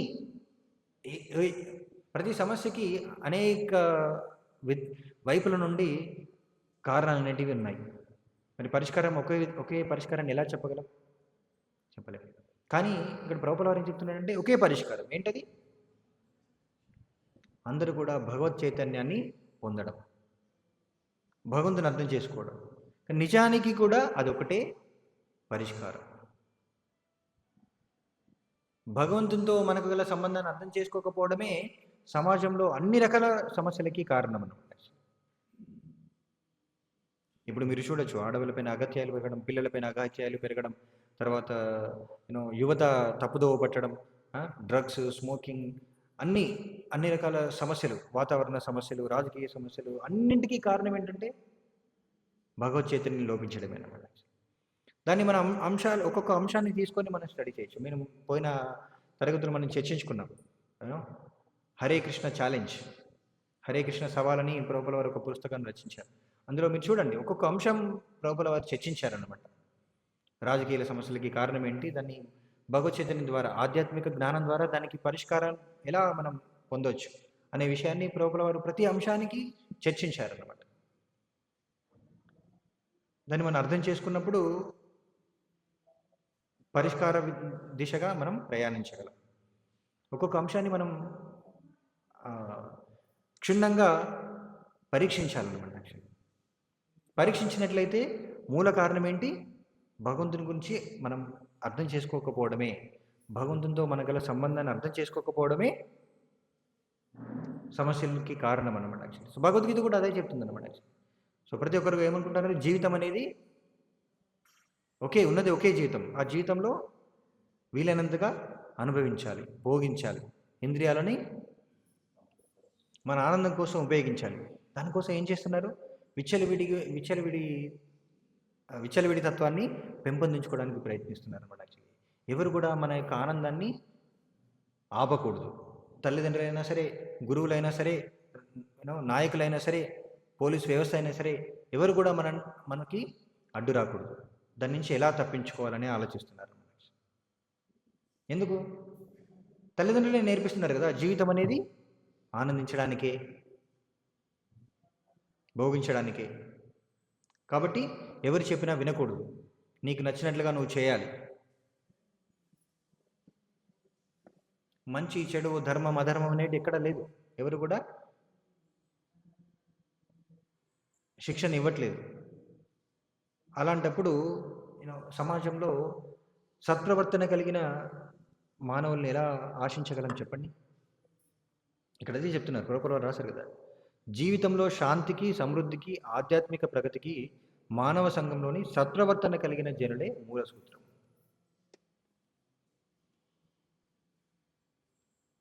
ఆ రోజుల్లో మీరందరూ, అంటే మీలో కొందరికి తెలిసే ఉంటుంది, టీవీలో మొట్టమొదటిసారిగా రామాయణాన్ని ప్రసారం చేయడం మొదలుపెట్టారు. మొదలుపెట్టిన తర్వాత సమాజంలో నేరాలు తగ్గాయంట, తెలుసా? కొద్ది కాలం తర్వాత నేరాలు తగ్గాయంట. ఎందుకంటే రామాయణాన్ని వినడం ద్వారా, రామాయణాన్ని చదవడం ద్వారా ధర్మాన్ని అర్థం చేసుకోవచ్చు. రాముడు ఎందుకు వచ్చాడు? రాముని ఏమంటారు? మర్యాద పురుషోత్తముడు అంటారు. మర్యాద ఏంటి? మన ధర్మాన్ని, అంటే ఇతరుల పట్ల మన ధర్మాన్ని తెలుసుకొని ప్రవర్తించడమే మర్యాద. తల్లిదండ్రుల పట్ల మన మర్యాద ఎలా ఉండాలి, పెద్దల పట్ల మన మర్యాద ఎలా ఉండాలి, స్త్రీల పట్ల మర్యాద ఎలా ఉండాలి, ఇతరుల పట్ల మర్యాదగా ప్రవర్తించాలి, ఇవన్నీ తెలపడానికి భగవంతుడు అవతరించాడనమాట. అవన్నీ తెలుసుకున్న వ్యక్తి ఖచ్చితంగా తప్పు చేయడు, అవునా కదా? సో ఆ ధర్మం తెలియకపోవడమే అసలైన సమస్య. అందుకనే ప్రభుపాల చెప్తున్నాను అనమాట, ఇలాంటి విచ్చలవిడి తత్వాన్ని నియంత్రించాలంటే మనకి వర్ణాశ్రమ ధర్మాల్లో మనకి శాస్త్ర విషయాల్లో శిక్షణ అనేది అవసరం. ఎవరికి? ఇద్దరికీ కూడా. ఏ ఒక్కరినో తప్పును పట్టట్లేదు. ఇప్పుడు ప్రస్తుత సమాజంలో సమస్యలకి కేవలం స్త్రీలే కారణమని కూడా చెప్పట్లేదు. స్త్రీలు, పురుషులు ఇద్దరు కూడా కారణమే. పాతివ్రత్యంలో శిక్షణ ఇవ్వబడని స్త్రీలు, ఆధ్యాత్మిక శిక్షణ లేని పురుషులు ఇద్దరు కూడా కారణమే. ఇద్దరికి కూడా శిక్షణ అవసరం. అలాంటి వ్యవస్థ అనేది అవసరం. అలాంటి వ్యవస్థని తీసుకొచ్చినప్పుడే సమాజంలో శాంతిని ఆశించగలం. అందుకనే ప్రభుపాల వారు అంటుంటారు అనమాట, స్త్రీలు చిన్నతనం నుండే పాతివ్రత్యంలో శిక్షణ ఇవ్వబడాలి. అందుకనే ఒకప్పుడు ఏంటంటే చిన్న వయసులోనే వివాహం చేసేవాళ్ళు. ఎందుకు? 13-14 సంవత్సరాల వయసులోనే స్త్రీలకి వివాహం చేసేవాళ్ళు. కానీ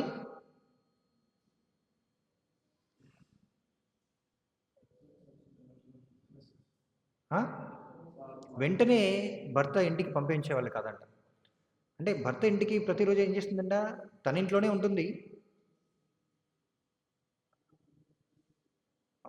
ఆడపిల్లలు తన ఇంట్లోనే ఉంటారు. ఉదయం భర్త ఇంటికి వెళ్ళేసి రోజంతా కూడా భర్తకు కావాల్సిన సేవలన్నీ చేసేసి మళ్ళీ రాత్రి ఇంటికి వచ్చేస్తుందంట. ఎప్పుడైతే తను ఇంకా శారీరకంగా దృఢంగా ఉంటుందో, సంతానోత్పత్తికి దృఢంగా తయారవుతుందో, అప్పుడు పూర్తిగా భర్త ఇంటికి వెళ్ళేదంట. ఎందుకు అలా చేసేవాళ్ళంటే, చూడండి, ఈ రోజుల్లో మీరు ఆడపిల్లలంటే ఒప్పుకోకపోవచ్చు, కానీ ఇక్కడ ఉన్న తల్లిదండ్రులందరూ కూడా ఖచ్చితంగా ఒప్పుకుంటారు.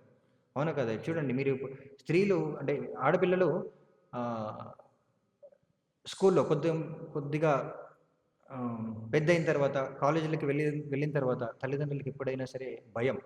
ఏమవుతుందో? ఏం జరుగుతుందో? యూనో ఎక్కడ తప్పుదోవ పడతారు ఆడపిల్లలని చెప్పేసి భయపడుతుంటారు. అవునా కదా? చెప్పండి, అలాంటి భయం లేని తల్లిదండ్రులు ఎవరైనా ఉన్నారా?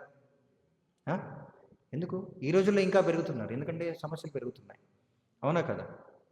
ఖచ్చితంగా ఆడపిల్లల ఇంతకుముందు చెప్పినట్లేంటి ఇక్కడ ప్రభువుల వారు రాశారు కదా, ఆడపిల్లలు చిన్నపిల్లల మనస్తత్వాన్ని కలిగి ఉంటారు. కాబట్టి వాళ్ళను మోసం చేయడం సులభం.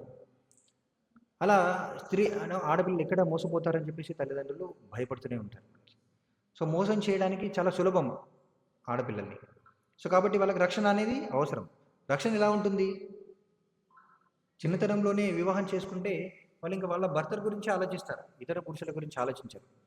కానీ ఎప్పుడైతే ఆ ఆడపిల్లలకి స్వతంత్రం పేరుతో స్కూళ్ళకి కాలేజీలకి పంపిస్తారో వాళ్ళు ఏం చేస్తుంటారంటే ఎంతోమంది పురుషుల్ని అబ్బాయిల్ని చూస్తుంటారు. చూసి ఏం చేస్తుంటారు? వీళ్ళు బాగుంటారా, వాళ్ళు బాగుంటారు, అందరి గురించి ఆలోచిస్తుంటారు అనమాట. సో కాబట్టి వాళ్ళు తప్పుదోబట్టే అవకాశం ఎక్కువగా ఉంటుంది. కానీ చిన్నతనంలోని వివాహం అంటే ముందుగానే తన భర్త ఎవరైనా ముందే తెలిసిందనుకోండి, ఇతరుల గురించి ఆలోచించడం మానేస్తారు. అందుకని అలా చేసేవాళ్ళంట. ఇది చెప్తే హైదరాబాద్లో ఒకసారి నేను ఇలానే ప్రవచనంలో చెప్పాను అనమాట. సో చిన్నతనంలోనే వివాహం చేయడం అనేది మంచి అంటే వెంటనే ప్రవచనంలో వినే ఒక వ్యక్తి అన్నారన్నమాట. అంటే మీ ఉద్దేశం ఏంటి? బాల్య వివాహాలు చేయాలనా?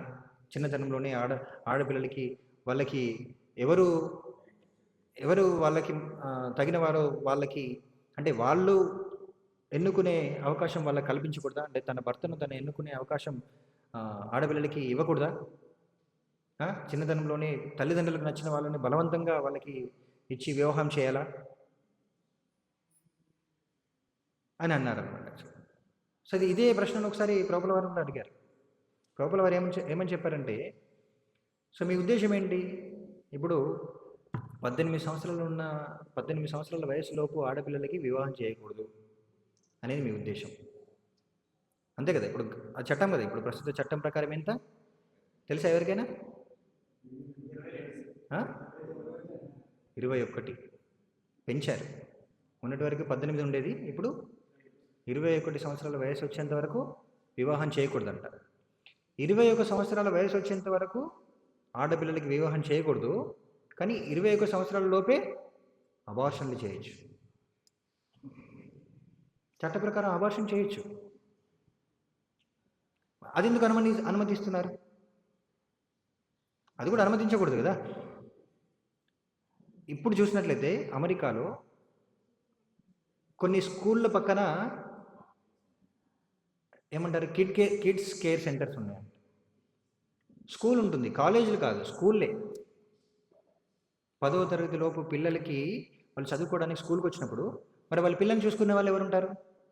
ఉండరు. కాబట్టి ఆ స్కూల్ పక్కనే కిడ్స్ కేర్ సెంటర్ మొదలుపెట్టారంట. పిల్లల్ని అక్కడ పెడతారు, వీళ్ళు చదువుకుంటారు, మళ్ళీ వెళ్ళేటప్పుడు పిల్లల్ని తీసుకొని వెళ్ళిపోతారు. ఎందుకు? వాళ్ళు స్కూల్ పూర్తి కాకముందే వాళ్ళు గర్భవతులై పిల్లల్ని కంటున్నారు. కానీ వాళ్ళని ఆ పిల్లల బాధ్యత చూసుకోవడానికి మాత్రం ఆ మగవారు సిద్ధంగా ఉన్నారు. ఎందుకు? వాళ్ళు కూడా పిల్లలే కదా. ఆ అబ్బాయిలు కూడా పిల్లలే, వాళ్ళు కూడా చదువుకోవాలి, వాళ్ళకి ఉద్యోగం లేదు. ఆ బాధ్యత తీసుకునేది ఎవరు? అలాంటి స్కూళ్ళు పెరుగుతున్నాయి ఇప్పుడు అమెరికాలో. మరి అలాంటి నియంత్రణ ఎందుకు లేదు మరి సమాజంలో? 18 సంవత్సరాల వయసు లోపు ఆడపిల్లలకి అబార్షన్ చేయకూడదు, అలాంటి నియంత్రణ ఎందుకు లేదు మరి? మీకు అందరికీ తెలుసో లేదో, తమిళనాడులో Vellore institute of technology, VIT అంటారు, చాలా ఫేమస్ కాలేజ్, పెద్ద యూనివర్సిటీ అనమాట. 30-40 వేల మంది విద్యార్థులు ఉంటారు అందులో.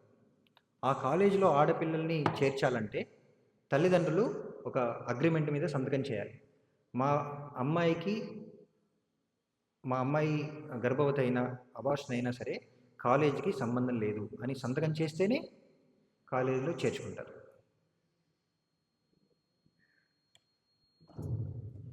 లేకపోతే లేదనమాట. కాలేజ్ ముందు ఆ పెద్ద క్యాంపస్ మెయిన్ గేట్ ముందు కాలేజ్ మేనేజ్మెంట్ వాళ్ళు ఓపెన్ చేసిన అబార్షన్ సెంటర్ ఉంది.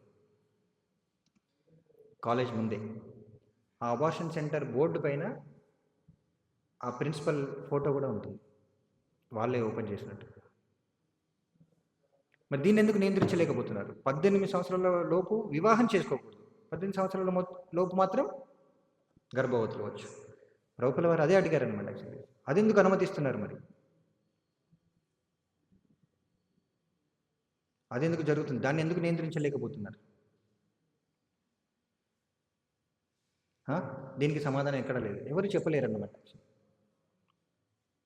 18 సంవత్సరాల లోపు వివాహం చేసేవాళ్ళు మన భారతీయ సంస్కృతిలో అని చెప్పేసి అంటే మాత్రం భారతీయ సంస్కృతి అంతా వెనుకబడిపోయింది, మీ అమెరికన్లు చాలా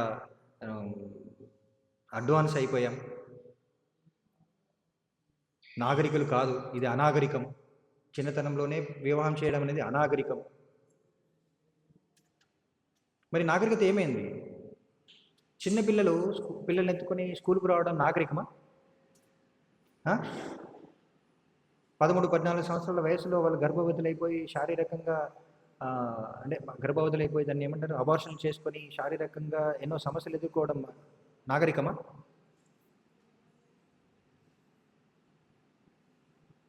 దురదృష్టం ఏంటంటే మళ్ళీ స్త్రీలే ఉద్యమాలు చేస్తున్నారనమాట, మాకు అబార్షన్ చేసుకునే హక్కు కావాలి. చాలా దేశాల్లో ఏంటంటే 3 నెలల తర్వాత 4 నెలల తర్వాత అబార్షన్ చేసుకోకూడదు, చేయనివ్వరనమాట. ఇప్పుడు స్త్రీలు ఉద్యమానికి దిగుతున్నారు. ఏంటంటే 6 నెలలు అంటే 6 నెలల గర్భం తర్వాత 7 నెలల గర్భం వరకు కూడా మాకు అబార్షన్ చేసుకునే హక్కు కావాలని చెప్పేసి ఉద్యమాలు చేస్తున్నారు. దానివల్ల ఎవరికి నష్టం? వాళ్ళకి నష్టం, ఎన్నో ఆరోగ్య సమస్యలు వస్తాయి. వాళ్ళకి తెలియదు, అది తెలియకపోవడమే ఇక్కడ ప్రభువుల వారు చెప్పారు కదా, చిన్నపిల్లల మనస్తత్వం అనమాట. అంతే కదా, చిన్నపిల్లలకి వాళ్ళకి సమస్య ఏంటో తెలుస్తుందా? వాడేమంటాడు, చాక్లెట్ కావాలంటాడు. చాక్లెట్ నీ ఆరోగ్యానికి మంచిది కాదురా అంటే వాడేమంటాడు, నా ఆనందానికి అడ్డొస్తున్నారు మా తల్లిదండ్రులు అనుకుంటాడే తప్ప భవిష్యత్తులో వచ్చే సమస్యని అర్థం చేసుకోగలడా? సో అలానే స్త్రీలు కూడా, స్త్రీలకు స్వతంత్రం ఇవ్వడం వలన వాళ్ళకి భవిష్యత్తులో వచ్చే కష్టాలు వాళ్ళు అర్థం చేసుకోలేకపోతున్నారు. అదే చిన్నపిల్లల మనస్తత్వం, అదే ప్రభువుల వారు చెప్పారనమాట. సో అందుకనే ఆడపిల్లలకి చిన్నపిల్లలలాగా రక్షణ అనేది అవసరం. చిన్నపిల్లాడు రోడ్డు దాటుతుంటే పెద్దవాళ్ళు ఏం చేస్తుంటారు, చేయి పట్టుకొని తీసుకెళ్తారు. అంటే వాటి స్వతంత్రాన్ని అనగదొక్కినట్ల, ఏం చేసినట్లు, రక్షణ ఇచ్చినట్లు. అలానే ఆడపిల్లలకు కూడా వాళ్ళకి రక్షణ ఇవ్వడానికి ఈ నియమాలు విధించారనమాట. ప్రభువుల వారు ఏం చెప్తున్నారు, ఆడవాళ్ళు తప్పుదోవ పట్టకుండా ఉండాలంటే ఏం చేయాలి? వంశాచారాల్లో శిక్షణ ఇవ్వాలి. వాళ్ళు ఎప్పుడు కూడా ఆధ్యాత్మిక కార్యక్రమాల్లో నిమగ్నం అవ్వాలి. అందుకనే చూడండి, ఒకప్పుడు ఏం చేసేవాళ్ళు, ప్రతి ఒక్కరు కూడా విష్ణు సహస్రనామాలు, లలిత సహస్రనామాలు, భగవద్గీత, రామాయణ పారాయణాలు చేసుకుంటుండేవాళ్ళు. ఎప్పుడు కూడా వ్రతాలు, నోములు అని ఇంట్లో చేసుకుంటుండేవాళ్ళు. దాని సినిమాలు చూడడం కాదు. ఇలా చేయడం వల్ల ఏంటంటే వాళ్ళకి ఇంద్రియాలు నిగ్రహించబడతాయి. అంతేకాకుండా వాళ్ళకి ఎంగేజ్మెంట్ కూడా ఉంటుందన్నమాట. యాక్చువల్లీ ఎప్పుడు కూడా వాళ్ళ కుటుంబ బాధ్యతలు, కుటుంబ రక్షణ గురించి స్త్రీలు కూడా ఆలోచించడం మొదలు పెడతారు. అలాంటి కార్యక్రమాల్లో నిమగ్నం చేసేవాళ్ళు అనమాట స్త్రీలు.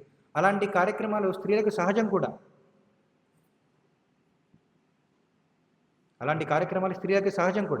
అందుకనే చూడండి, స్త్రీలు ఎప్పుడైనా సరే ఏదైనా ఫంక్షన్ ఉంది, అందరూ స్త్రీలందరూ కూడా ఒక దగ్గరకు వస్తున్నారంటే వాళ్ళకి ఇష్టం. ఎందుకు? వాళ్ళు మంచిగా అలంకరించుకొని అందరికీ చూపించాలి అని చెప్పి అనుకోవడం వాళ్ళకి ఆనందం అన్నమాట. సో వాళ్ళు ఆనందంగా ఉంటారు, అలాంటి కార్యక్రమాలు అవుతాయి, వాళ్ళకి తప్పుదోవ పట్టడానికి అవకాశం కూడా ఉండదు. అందుకని చెప్తున్నాను అనమాట, వంశాచారాల్లో వాళ్ళకి శిక్షణ ఇవ్వబడాలి. అలాంటి సంఘం అనేది అలాంటి సంఘంలో స్త్రీలకి రక్షణ అనేది ఉంటుందన్నమాట. ఏ సంఘంలోనైతే స్త్రీలకి పాతివ్రత్యంలో ఈ వంశాచారాల్లో శిక్షణ ఇవ్వబడతారో, పురుషులు ఆధ్యాత్మిక శిక్షణ ఇవ్వబడతారో అలాంటి సంఘంలో కుటుంబ వ్యవస్థ అనేది దృఢంగా ఉంటుంది.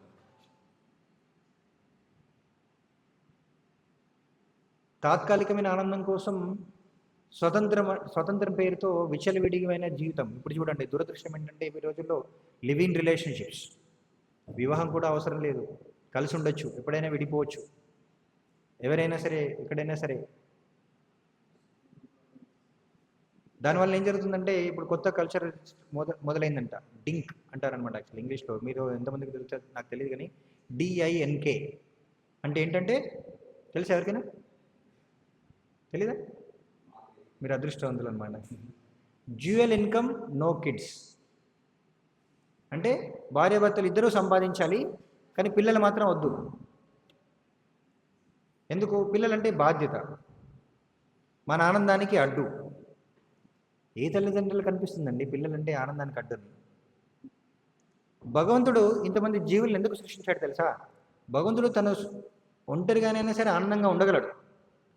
మరి మనందరిని ఎందుకు సృష్టించాడు తెలుసా? తెలుసా ఎవరికైనా? ఇంతమంది జీవులు ఎందుకు సృష్టించాడు? మనందరినీ కూడా మనందరం కూడా బాధపడుతుంటే, కష్టపడుతుంటే చూసి ఆనందించడానిక? వీడియో గేమ్లో మనం అందరం ఆడుకున్నట్టు మనతో ఆడుకోవడానిక? కాదు. తన ఆనందాన్ని పెంచుకోవడానికి భగవంతుడు మనల్ని సృష్టించాడంట. ఒంటరిగా ఎవరైనా ఆనందంగా ఉండగలరా చెప్పండి? ఉండగలరా? ఎవరు ఉండలేరు. మనకు ఆనందం కావాలంటే ఇతరులతో మన ఎమోషన్స్, భావాలు పంచుకున్నప్పుడే మనలో ఆనందం పెరుగుతుంది. ఎప్పుడైతే మన భావాలను ఇతరులతో పంచుకుంటామో అప్పుడు మన ఆనందం పెరుగుతుంది. కాబట్టి భగవంతుడు ఇంతమంది జీవుల్ని సృష్టించాడంట. సో అలాగే భార్యాభర్తలనే కాదు, ఇంట్లో తల్లిదండ్రులు, పిల్లలు, సంతానం పెరిగినప్పుడు ఆనందం కూడా పెరుగుతుంది. కానీ దురదృష్టం ఏంటంటే ఈ రోజుల్లో యువత ఏమనుకుంటున్నారంట? ఇద్దరు సంపాదించాలి కానీ పిల్లలు మాత్రం వద్దు. అంటే ఆ విధంగా మనం ఆనందంగా ఉండగలము అనుకుంటున్నారు. ఎంతకాలం అనుకుంటారు? శరీరంలో శక్తి తగ్గేంత వరకు. శరీరంలో శక్తి తగ్గిందంటే నన్ను ఎవరు రక్షిస్తారు, ఎవరుంటారు ఏంటని ఆలోచిస్తుంటారు. మీరు చూడండి, మీలో ఎంతోమంది మీరు చూసే ఉంటారు, వృద్ధాప్యం దగ్గరికి వచ్చిన వృద్ధాప్యంలో ఉన్న వాళ్ళందరూ కూడా వాళ్ళ పిల్లలు ఏ దూర ప్రాంతాల్లో ఉద్యోగం చేస్తూ ఉన్న వాళ్ళందరూ కూడా గమనించండి. వాళ్ళని చూడడానికి హాస్పిటల్కి ఎవరు తీసుకెళ్తారు, మంచి చెడ్డలు ఎవరు చూస్తుంటారు, ఎవరు వండి పెడతారు అని ఆలోచిస్తుంటారు. అవునా కదా? ఎంతమంది లేరు చెప్పండి? సో మరి అదంతా కూడా సహజం. అందరికీ కూడా చిన్నతనంలో ఒక విధంగా ఉంటాం, యవ్వనంలో ఒక విధంగా ఉంటాం, వృద్ధాప్యంలో, చిన్నతనంలో వృద్ధాప్యంలో ఇతరులపైన ఆధారపడాల్సిందే. అది సహజం. సో మరి అవన్నీ కూడా ఆలోచించి మనకు వైదిక వ్యవస్థ అనేది ఇలాంటి కట్టుబాట్లు, ఆచారాలన్నిటివి ఇచ్చిందన్నమాట. కానీ అవన్నీ లెక్క చేయకుండా స్వతంత్రం పేరుతో విచ్చలవిడితనాన్ని ప్రోత్సహిస్తే ఏం జరుగుతుంది? ఖేయాస్. సమాజంలో సమస్యలు అనేటివి రోజు రోజుకి పెరుగుతాయి. దాన్ని ఆపలేం. ఎందుకు ఇలా జరుగుతుంది, ఎందుకు అలా జరుగుతుంది? స్త్రీలు ఏమంటుంటారు, పురుషులు వాళ్ళకి అబ్బాయిలు సరిగా లేకపోవడం వల్లనే మాకు ఇలా జరుగుతుందని చెప్తుంటారు. మరి ఎలా ఉంటారు చెప్పండి? రోజు రోజుకి సినిమాల్లో చూసినట్లయితే స్త్రీలను స్త్రీలను ఎలా చూపిస్తున్నారు? ఆనందానికి ఉపయోగించే ఒక వస్తువులాగా చూపిస్తున్నారు. అవునా కాదా చెప్పండి? రోజుకు ప్రతి సినిమాలో కూడా సగం బట్టలు, పూర్తిగా వస్త్రాలు లేకుండా చూపించడం, ఎక్కడ అడ్వర్టైజ్మెంట్లు ఉన్నా కూడా అలానే చూపించడం. దురదృష్టం ఏంటంటే ప్రతి వ్యాపారం కూడా జరగాలంటే అక్కడ స్త్రీలు ఉండాల్సిందే. అక్కడ రిసెప్షనిస్ట్ గాను, సేల్స్ గర్ల్ గాను ఉండాల్సిందే. అప్పుడే వ్యాపారం పెరుగుతుంది.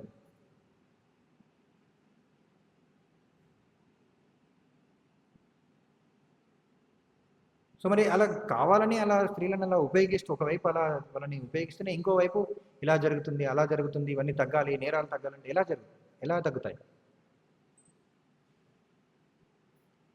సో అందుకని ప్రభువుల వారు అంటున్నారు, శాస్త్రాలు కూడా అదే చెప్తున్నారు. స్త్రీలు పురుషులు పుంసస్త్రీయ మిథునీ భావమైతే అదేంటి పుంసస్త్రీయ మిథునీ భావమైతే తయోర్ముహు హృదయ గ్రంథి మాహు అథ గృహక్షేత్ర సుతాప్త విత్తైర్ జనస్య మోహోయ మహమ్మేతి. సో ఈ భౌతిక ప్రపంచంలో జీవుడు చిక్కుకుపోవడానికి కారణం ఏంటంటే స్త్రీ పురుషుల మధ్య మైథున కోరిక. అదేంటంటే హృదయంలో ఒక గట్టి బంధంగా ఏర్పడుతుందంట. ఇంకా తర్వాత అంతే, ఇంకా భౌతిక ప్రపంచాన్ని విడిచి వెళ్ళలేడు జీవుడు. ఇక్కడే ఉండేసి నా కుటుంబం, భార్య, నా పిల్లలు అని చెప్పుకుంటూ ఇక్కడే ఆకర్షితులై ఇక్కడే ఉండిపోతాడు. కాబట్టి మనకి ఆధ్యాత్మిక శాస్త్ర గ్రంథాలను ఏం చెప్తున్నాయంటే ఇంద్రియాలను నిగ్రహించుకోవాలి, బ్రహ్మచర్య శిక్షణ అనేది అవసరం. అలా ఉన్నవాళ్ళు ఆధ్యాత్మికంగా పురోగతి చెందగలరు.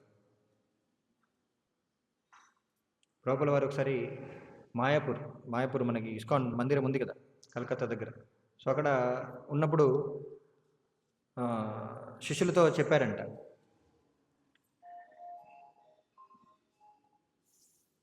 ఇక్కడ ఉన్న ప్రతి ఒక్క భక్తుడు అంటే అబ్బాయిలకు అందరికీ కూడా బ్రహ్మచర్య శిక్షణ ఇవ్వబడాలి, వాళ్ళందరూ కూడా బ్రహ్మచారిగా ఉండే విధంగా మీరు చూడాలి అని చెప్పేసి సన్యాసులకు అందరికీ చెప్పారంట. సన్యాసులు ప్రభుపాదుల వారి శిష్యులు ఉన్నారు కదా, వాళ్ళందరికీ చెప్పారంట, ఇక్కడున్న పిల్లలందరూ కూడా మగ పిల్లలందరూ కూడా బ్రహ్మచారులు అవ్వాలి అని చెప్పారంట. అప్పుడు భక్తులు అడిగారంట ప్రభుపాదుల వారిని, ప్రభుపాద్ మరి ఆడపిల్లల పరిస్థితి ఏంటి? అంతే కదా, మన ఆడపిల్లలు వివాహం చేసుకోవాల్సిందే కదా, ఆడపిల్లలందరికీ కూడా ఖచ్చితంగా వివాహం అవ్వాలని చెప్పారంట. వీళ్ళకి అర్థం కాలేదు, మగపిల్లలందరూ కూడా బ్రహ్మచారులు అవ్వాలి, ఆడపిల్లలందరికీ కూడా వివాహం చేసుకోవాలి, ఎలా మరి అని చెప్పేసి అన్నారంట. అది ఎలా అసాధ్యం ప్రభుపాద్ అని చెప్పేసి ప్రభుపాద్ అన్నారంట, దట్ ఈజ్ యువర్ మేనేజ్మెంట్, అది మీ తలనొప్పి అని చెప్పేసి అన్నారంట. అంటే అర్థం ఏంటంటే అలాంటి శిక్షణ అనేది ఇవ్వబడాలి. ఎవరైతే జీవితం అంతా కూడా బ్రహ్మచారిగా ఉండలేకపోతారో వాళ్ళు వివాహం చేసుకొని బాధ్యతాయుతంగా కుటుంబ జీవనాన్ని గడపవచ్చు. అలాంటి శిక్షణ ఇవ్వాలన్నమాట. అలాంటి శిక్షణ వాళ్ళకి పురుషులకి ఇవ్వాలి, స్త్రీలకి పాతివ్రత్యంలో శిక్షణ ఇవ్వాలి. అది చూసుకోవాల్సిన బాధ్యత మీది అని చెప్పేసి భక్తులకి ప్రభుపాదుల వారు చెప్పారన్నమాట. అలాంటి సమాజంలో మనం శాంతి పద్ధతుల్ని ఆశించగలం. సో అందుకనే ప్రభుపాదుల వారు ఈ యొక్క భగవద్గీత భాగవత ఆధారంగా ప్రచారం చేస్తూ ఇందులో ధర్మం ఏంటి మనకు కృష్ణుడే స్వయంగా చెప్తున్నాడు. ప్రభుపాదుల వారు ఎన్నోసార్లు చెప్పారనమాట. ఇది నేను చెప్పేది కాదు, భగవంతుడే చెప్తున్నాడు. ఇది స్త్రీలపైన వివక్ష చూపించడానికి, స్త్రీలను అణిచివేయడానికి, స్త్రీలను తక్కువగా చూడడానికి చెప్పే విషయం కాదు. లేకపోతే ప్రభుపాదుల వారో లేకపోతే ఇంకెవరో ఆచార్యులు చెప్పిన విషయం కాదు, శాస్త్రాల్లో ఉంది. భగవంతుడే ఈ ప్రకృతిలో స్త్రీ పురుషులు వాళ్ళ యొక్క గుణాల ఆధారంగా ఎలా ప్రవర్తిస్తారని భగవంతుడే వివరిస్తూ భగవంతుడే ఇలాంటి నియమాలను పెట్టాడన్నమాట. మా నియమాలను పాటించడం అనేది మన విధి. స్త్రీలకే నియమాలు లేవు, పురుషులకు కూడా ఉన్నాయి. ఒకసారి హైదరాబాద్లో ఒక ప్రవచనం వింటూ స్త్రీల కొందరు, అందులో ఒక మాతాజీ తను అన్నదన్నమాట, ప్రభుజీ ఏంటి ఇది, ఎప్పుడు కూడా స్త్రీలకే అన్ని నియమాలు చెప్తున్నారు, స్త్రీలు ఎలా ఉండాలి, స్త్రీలు అలా ఉండాలి, పురుషులకేం నియమాలు ఉండవా అని చెప్పి అడిగారనమాట. సో మీలో ఎంతోమంది ఎంతో కాలంగా ఈ ఆదివారం సత్సంగానికి వస్తున్నారు, ప్రవచనాలు వింటున్నారు. స్త్రీలకి ప్రత్యేకంగా నియమాలు ఎన్ని ప్రవచనాల్లో చెప్పండి. మరి మిగతా ప్రవచనాలు అనేది ఎవరి కోసం? మిగతా ప్రవచనాలను ఎవరి కోసం? మిగతా క్లాసులను ఎవరి కోసం? ఒక విధంగా చెప్పాలంటే అందరి కోసం, కానీ ముఖ్యంగా మగవాళ్ళ కోసమే. కానీ ఒకరోజు ఆడవాళ్ళకి ప్రత్యేకంగా ప్రవచనం చెప్పేసరికి మాకే ఎందుకు ఈ కట్టుబాట్లు, మమ్మల్ని ఎందుకు అణచివేస్తారు అంటున్నారు అన్నమాట. యాక్చువల్లీ స్త్రీలు ఎందుకు చెప్పెళ్ళాలి, చెప్పులేసుకొని వెళ్ళాలి, మాకు స్వతంత్రం కావాలి. స్వతంత్రం అవసరమే, కానీ విచ్చలవిడితనం వాళ్ళకే మంచిది కాదు అనే ఉద్దేశంతో రక్షణ కల్పించడానికి ఈ యొక్క నియమాలు అనేవి శాస్త్రంలో ఇవ్వబడ్డాయి. జీవితంలో ఆనందాన్ని పొందాలంటే ఈ కేవలం ఆర్థికమైన స్వాతంత్రం ద్వారా, ఆర్థిక స్వాతంత్రం అంటే తన సంపాదన తనే సంపాదించుకోవాలి. కేవలం వ్యక్తిగతమైన సంపాదన ద్వారా ఆనందంగా ఉండగలమని అనుకోవడం మూర్ఖత్వం, అది అజ్ఞానమే అనమాట. ఎంతమంది పురుషులను అడగండి, ఎంతమంది స్వతంత్రంగా సంపాదించుకునే వాళ్ళు ఎంతమంది ఆనందంగా ఉన్నారు? ఆనందంగా ఉండాలంటే కేవలం డబ్బు మాత్రమే సరిపోదు. ఆర్థిక స్వాతంత్రం ఉన్నంత మాత్రాన ఆనందం జీవితంలో మనం ఏదైనా చేయొచ్చు, ఏదైనా సాధించవచ్చు, ఏదైనా ఆనందంగా ఉండొచ్చు అని చాలామంది అనుకుంటారు, కానీ కాదు. కుటుంబ వ్యవస్థ అనేది దృఢంగా ఉండాలి. కుటుంబ సభ్యులతో, ఇతరులతో సత్సంబంధాలు ఉన్నప్పుడు మన దగ్గర డబ్బు లేకపోయినా కూడా ఆనందంగా ఉండొచ్చు. కానీ ఎంత డబ్బున్నా సరే సంబంధాలు, బంధుత్వాలు బాగాలేనప్పుడు ఆనందంగా ఉండగలమా? ఎంతోమందిని చూస్తున్నాం ఈ రోజుల్లో. ధనవంతులు ఎంతోమంది ఉన్నారు, కానీ కుటుంబ సభ్యుల మధ్య, భార్యాభర్తల మధ్య సమస్య వచ్చినప్పుడు ఏం చేస్తున్నారు? ఎవరు ఏం చేయలేరు. సో కాబట్టి కుటుంబ వ్యవస్థ అనేది దృఢంగా ఉండడం అనేది సమాజానికి చాలా చాలా చాలా ముఖ్యం. పిల్లలకి రక్షణ అవసరం, ఆడవాళ్ళకి రక్షణ అవసరం, వృద్ధులకి వాళ్ళకి కూడా వాళ్ళ పోషణ అనేది చూసుకోవడం కూడా అవసరం అన్నమాట. ఇలాంటి బాధ్యతాయుతమైన కుటుంబ వ్యవస్థ అనేది కేవలం ధర్మాన్ని పాటించడం ద్వారా మాత్రమే సాధ్యమవుతుంది. మన ధర్మం ఏంటని తెలుసుకోవాలి. ఎందుకు రాముడు పితృవాక్య పరిపాలన, తండ్రికి ఇచ్చిన మాట కోసం తండ్రిని గౌరవించాలి, తల్లిదండ్రులను చూసుకోవాలి. అది కేవలం ఒకటే ధర్మం, ఒక్క ధర్మం చెప్పడానికనే కాదు. సో అందులోనే ఇంతకుముందు చెప్పుకున్నాం కదా, రాముడు మర్యాద పురుషోత్తముడు. సో ఎవరితో ఎలా ప్రవర్తించాలి, అసలు కనీసం ధర్మం, జీవుడు పాటించాల్సిన, మానవుడు పాటించాల్సిన కనీస ధర్మం ఏంటి అనేది భగవంతుడు చెప్పడానికే మళ్ళీ మళ్ళీ అవతరిస్తున్నారు మనకి. సరే, తెలుసుకోవాల్సిన బాధ్యత మనది. అలాంటి ధర్మాన్ని పాటించేప్పుడు ఖచ్చితంగా ఆనందంగా ఉండగలం. లేకపోతే ఆధ్యాత్మిక పురోగతి పక్కన పెట్టండి, భౌతికంగా కూడా ఆనందంగా ఉండలేరు. స్త్రీకి స్వతంత్రమని చెప్పేది స్త్రీలు కాదు, అసలు స్త్రీలు స్వతంత్రంగా ఉండాలని మొట్టమొదటిగా చెప్పింది పురుషుడు. ఎందుకు? మనకు శాస్త్రం ఏం చెప్తుందంటే, స్త్రీలు చిన్నతనంలో తల్లిదండ్రుల చేత రక్షింపబడాలి, యవ్వనంలో భర్త చేత రక్షింపబడాలి, వృద్ధాప్యంలో పిల్లల చేత రక్షింపబడాలి అని చెప్పబడింది. అలా రక్షణలో ఉన్న స్త్రీలను మోసం చేయడం సాధ్యం కాదు, అవునా కదా? రక్షణలో ఉన్న స్త్రీలను మోసం చేయడం సాధ్యం కాదు. కాబట్టి ఏం చేశారంటే పురుషులు మొదలుపెట్టారనమాట. స్త్రీలు అలా పంజరంలో చిలుకల్లాగా ఎన్ని రోజులు ఉంటారు, మీరు బయటికి రావాలి, మీరు స్వతంత్రంగా జీవించాలి. ఎందుకోసం అంటే బయటకు వచ్చినప్పుడే కదా వీడు ఆ చిలుకను పట్టుకోగలడు, అవునా కదా? చిలుక పంజరంలో ఉన్నంతకాలం అది జాగ్రత్తగా ఉంటుంది, దాన్ని ఏం చేయలేదు. బయటికి వస్తే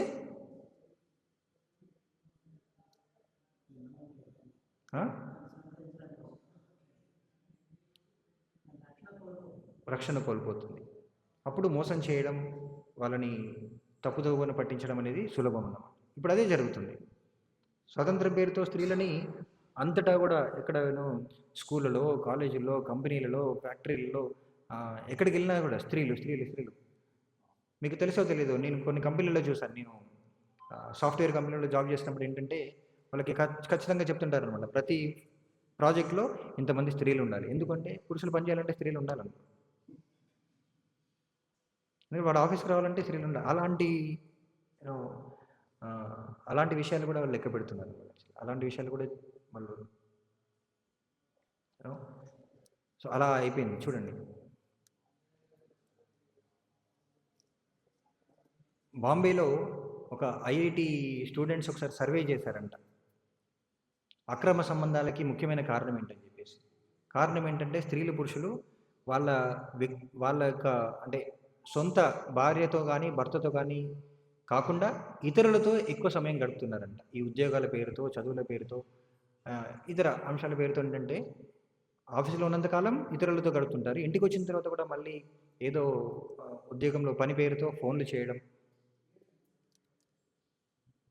ఇలా ఏంటంటే భార్య అంతే కదా, ఇంట్లోకి వచ్చిన తర్వాత ఎలా ఉంటుంది, ఇంటికి వస్తారు, తింటారు, పడుకుంటారు, మళ్ళీ ఉదయం లేచి వెళ్ళిపోతారు. ఎక్కువ సమయం ఎవరితో గడుపుతున్నారు? కొలీగ్స్తో, ఆఫీస్లో ఎవరితో ఎంత పనిచేస్తున్నారో వాళ్ళతో. మరి మన సహజం కదా, ఎక్కువ సమయం ఎవరితో గడుపుతామో వాళ్ళతో మనకు సంబంధం ఏర్పడడానికి అవకాశం ఎక్కువ. ఎందుకు? మన అభిప్రాయాలు, మన ఇష్టాయిష్టాలు పంచుకుంటుంటాం. వాళ్ళతోనే సంబంధం అనేది ఏర్పడుతుంది, అవునా కదా? సో కాబట్టి వాళ్ళు ఏం చేశారంటే, వాళ్ళు సర్వే చేశారంట. బాంబేలో పోలీస్ స్టేషన్కి వెళ్ళేసి అక్కడ ఎన్నో అక్రమ సంబంధాల వలన హత్యలు చేయడం, ఎన్నో సమస్యలు ఎదుర్కొన్న వాళ్ళన్నీ కూడా లిస్ట్ తీసుకొని అసలు కారణం ఏంటని చూస్తే అందులో ఎక్కువ శాతం కేసుల్లో అసలు సమస్య ఏంటంటే వాళ్ళు ఉద్యోగం చేసే ప్రదేశంలో ఇలాంటి అక్రమ సంబంధాలు ఏర్పడడం వల్లనే అలాంటి సమస్యలకి కారణమవుతుంది. నేను ప్రాక్టికల్గా మనం చూస్తున్నాం, సమాజంలో ఇలాంటివన్నీ చూస్తున్నాం. సో కాబట్టి మనకి ఇక్కడ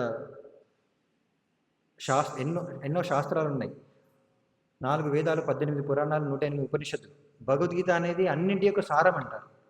ఈ భగవద్గీతలో 700 శ్లోకాలు ఉన్నాయి. 700 శ్లోకాల్లో ఈ విషయం కూడా చెప్తున్నారంటే అది కూడా చాలా ముఖ్యం కదా.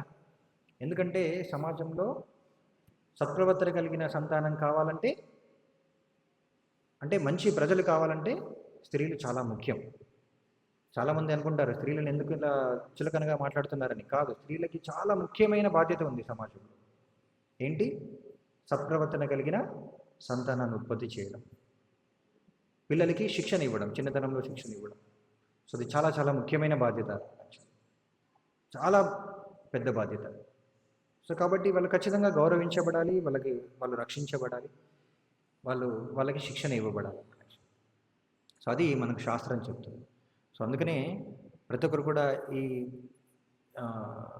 భగవద్గీత, భాగవత జ్ఞానాన్ని పొంది భగవత్ చైతన్యాన్ని ఎప్పుడైతే పెంపొందించుకుంటారో అప్పుడు మాత్రమే ఇవన్నీ అర్థం చేసుకోగలుగుతారు. అప్పటి వరకు సమాజంలో సమస్యలు తగ్గాలంటే అవి తగ్గవు, ఎప్పటికీ కూడా తగ్గవు.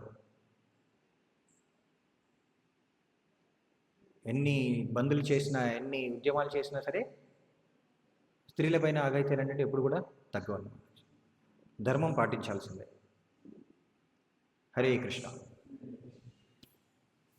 ఏమైనా ప్రశ్నలు?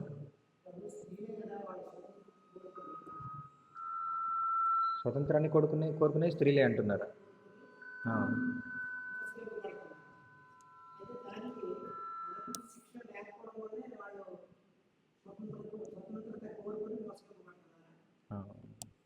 సో మొదట్లో స్త్రీలు ఎందుకు అసలు స్వతంత్రాన్ని కోరుకుంటున్నారు? పురుషులు వాళ్ళని బానిసలుగా చూడడం వల్లనే స్త్రీలు స్వతంత్రాన్ని కోరుకున్నారు కదా అంటారు. సో పురుషులు ఎందుకు అలా చూసారంటే పురుషులకి సరైన ఆధ్యాత్మిక శిక్షణ లేకపోవడం వల్ల. సో అలా నేను అందుకని చెప్పాను కదా, ప్రవచన మధ్యలో ఏం చెప్పాను? ఇద్దరికి కూడా శిక్షణ అవసరమే. స్త్రీలకి పాతివ్రత్యంలో శిక్షణ అవసరం, అలానే పురుషులకి ఆధ్యాత్మిక జ్ఞానంలో శిక్షణ అవసరం అన్నమాట. ఆధ్యాత్మిక శిక్షణ లేకపోవడం వల్లనే పురుషులు స్త్రీలని అలా అణిచివేయడం, వాళ్ళ స్వార్థం కోసం ఉపయోగించుకోవడం జరిగిందనమాట. కొన్ని సందర్భాలలో జరిగింది. కానీ దాన్ని చూపించి స్త్రీలు పూర్తి స్వాతంత్రాన్ని వాంఛించడం అనేది అది కూడా సరైనది కాదు.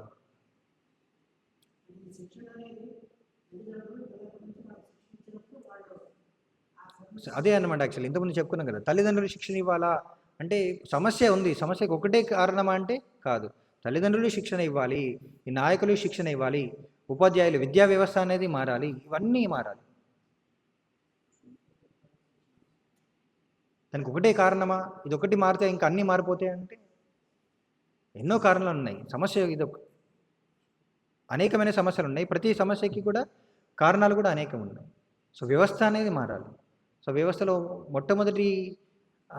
మొట్టమొదటిగా మారాల్సింది ఏంటంటే ప్రతి ఒక్కరు కూడా భగవత్ చైతన్యాలు కావాలన్నమాట. అది మొట్టమొదటి అడుగు అన్నమాట. దాని తర్వాత మిగతావన్నీ కూడా ఆటోమేటిక్గా అర్థమవుతాయి. రాజకీయ వ్యవస్థ ఎలా ఉండాలి, విద్యా వ్యవస్థ ఎలా ఉండాలి, కుటుంబ వ్యవస్థ ఎలా ఉండాలి, ఎవరి బాధ్యతలు ఎలా ఏంటి అనేది అర్థం చేసుకోవచ్చు అన్నమాట.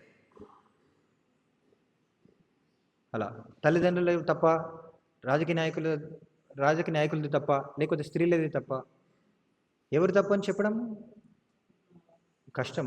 ఇప్పుడున్న పరిస్థితుల్లో, సమాజంలో ఇప్పుడున్న పరిస్థితుల్లో ఎవరు తప్పని ఒకరిని చూపించడం చాలా కష్టం అన్నమాట. సో అందరి కలిసి తప్పు చేస్తున్నారు. కాబట్టి ఏంటి, వ్యవస్థ అనేది మారాలి. వ్యవస్థలో మారాలంటే మొట్టమొదటిగా మార్పు రావాల్సింది ఏంటంటే అందరికీ కూడా ఆధ్యాత్మిక శిక్షణ అనేది అవసరం అన్నమాట. చూడండి, ప్రభువుల వారు కేవలం శ్లోకాలు చెప్పేసి విడిచిపెట్టట్లేదు. సమాజంలో ఉన్న ఇప్పుడు సమస్యలన్నింటికీ కూడా ప్రాక్టికల్ సొల్యూషన్స్ ఏంటని ప్రభువుల వారు వివరించారు తన పుస్తకాల్లో, తన గ్రంథాల్లో. ఎన్నో ప్రవచనాల్లో వాటన్నిటి కూడా వివరించారు. అది పాటించినప్పుడు ఖచ్చితంగా సమాజంలో మార్పు అనేది వస్తుంది.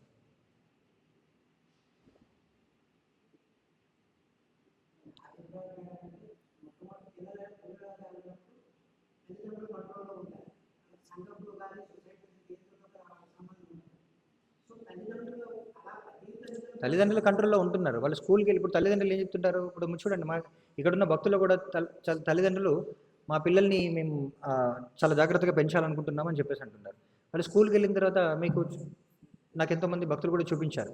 స్కూల్కి వెళ్ళిన తర్వాత టీచర్లు వాళ్ళ ముందు పిల్లల్ని, ఆడపిల్లల్ని, మగ పిల్లల్ని పిలిచి సినిమా సాంగ్స్కి డ్యాన్స్ చేపిస్తున్నారు. చిన్న చిన్న పిల్లలు, పెద్దవాళ్ళు కూడా టీచర్లే చేపిస్తున్నారు. ఇప్పుడు తల్లిదండ్రులు ఏం చేయాలి? ఏం చేస్తారు చెప్పండి? మేము అలా జరుగుతుందని అనుకోలేదని వీళ్ళు అంటారు. ఇప్పుడు ఆ తల్లిదండ్రులు తప్ప, ఉపాధ్యాయులు తప్ప, ఆ విద్యా వ్యవస్థ తప్ప, అలాంటి విద్యా వ్యవస్థను ప్రోత్సహిస్తున్న రాజకీయ నాయకులది తప్ప ఎవరిది తప్పు?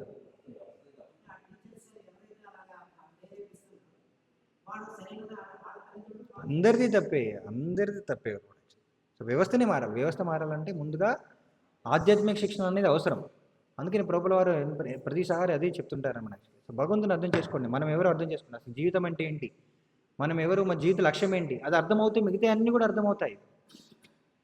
ఈ సమస్యను ఒకే దారిలో ఒకే దిక్కు చూస్తే అది పరిష్కారం ఎప్పుడు కూడా లభించదు. తల్లిదండ్రులతో మొదలవ్వాలంటే తల్లిదండ్రులు కూడా ప్రయత్నించాలి. అటు విద్యా వ్యవస్థ మారాలి, రాజకీయ నాయకులు మారాలి, సమాజం కూడా మారాలి, అన్నీ మారాలి. అన్ని వ్యవస్థలో మార్పు అనేది వస్తుండాలి. అందుకని ప్రభువుల వారు చెప్పారంటే ముందుగా ఈ భగవద్గీత భాగవతం ప్రచారం జరిగితే ఆటోమేటిక్గా మార్పు అనేది వస్తుంది.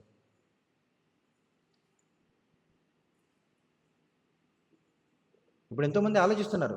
ఇస్కాన్లోని చాలామంది భక్తులు ఆలోచిస్తున్నారు, దీన్ని మార్చాలంటే మాకు సరి అయిన విద్యా వ్యవస్థ కావాలి. ప్రస్తుతం ఉన్న రాజకీయ వ్యవస్థ కావచ్చు, విద్యా వ్యవస్థ కావచ్చు, సమాజ వ్యవస్థ కావచ్చు, ఇవి సరైనది కాదు అన్న అవగాహన చాలామందికి వచ్చింది. కానీ వాళ్ళకి ఆల్టర్నేటివ్ ఇంకా లేదు. కానీ ఇలా ప్రచారం చేస్తే సమాజంలో మార్పు ఖచ్చితంగా ఆశించవచ్చు. హరే కృష్ణ. భగవద్గీత యథాతథం కీ జాయ్, శ్రీ ప్రభుపాదికి జాయ్. సో ఇప్పుడు హారతి ఉంటుంది. సో అందరు ఉత్సాహంగా నృత్యం చేస్తూ అందరు గట్టిగా పాడండి. తర్వాత హారతి తర్వాత ప్రసాద వితరణ ఉంటుంది. ఖచ్చితంగా అందరూ ప్రసాదం తీసుకొని వెళ్ళండి. సో అంతేకాకుండా ఈ విషయాలన్నీ కూడా చాలా స్పష్టంగా వివరణాత్మకంగా ప్రభువుల వారు తన యొక్క ప్రవచనాల్లో మరియు పుస్తకాల్లో వివరించారు. ఇవన్నీ కూడా అర్థం చేసుకోవాలంటే ప్రభువుల వారి గ్రంథాలు చదవాలి. ప్రతిరోజు కూడా చదవండి. హరే కృష్ణ.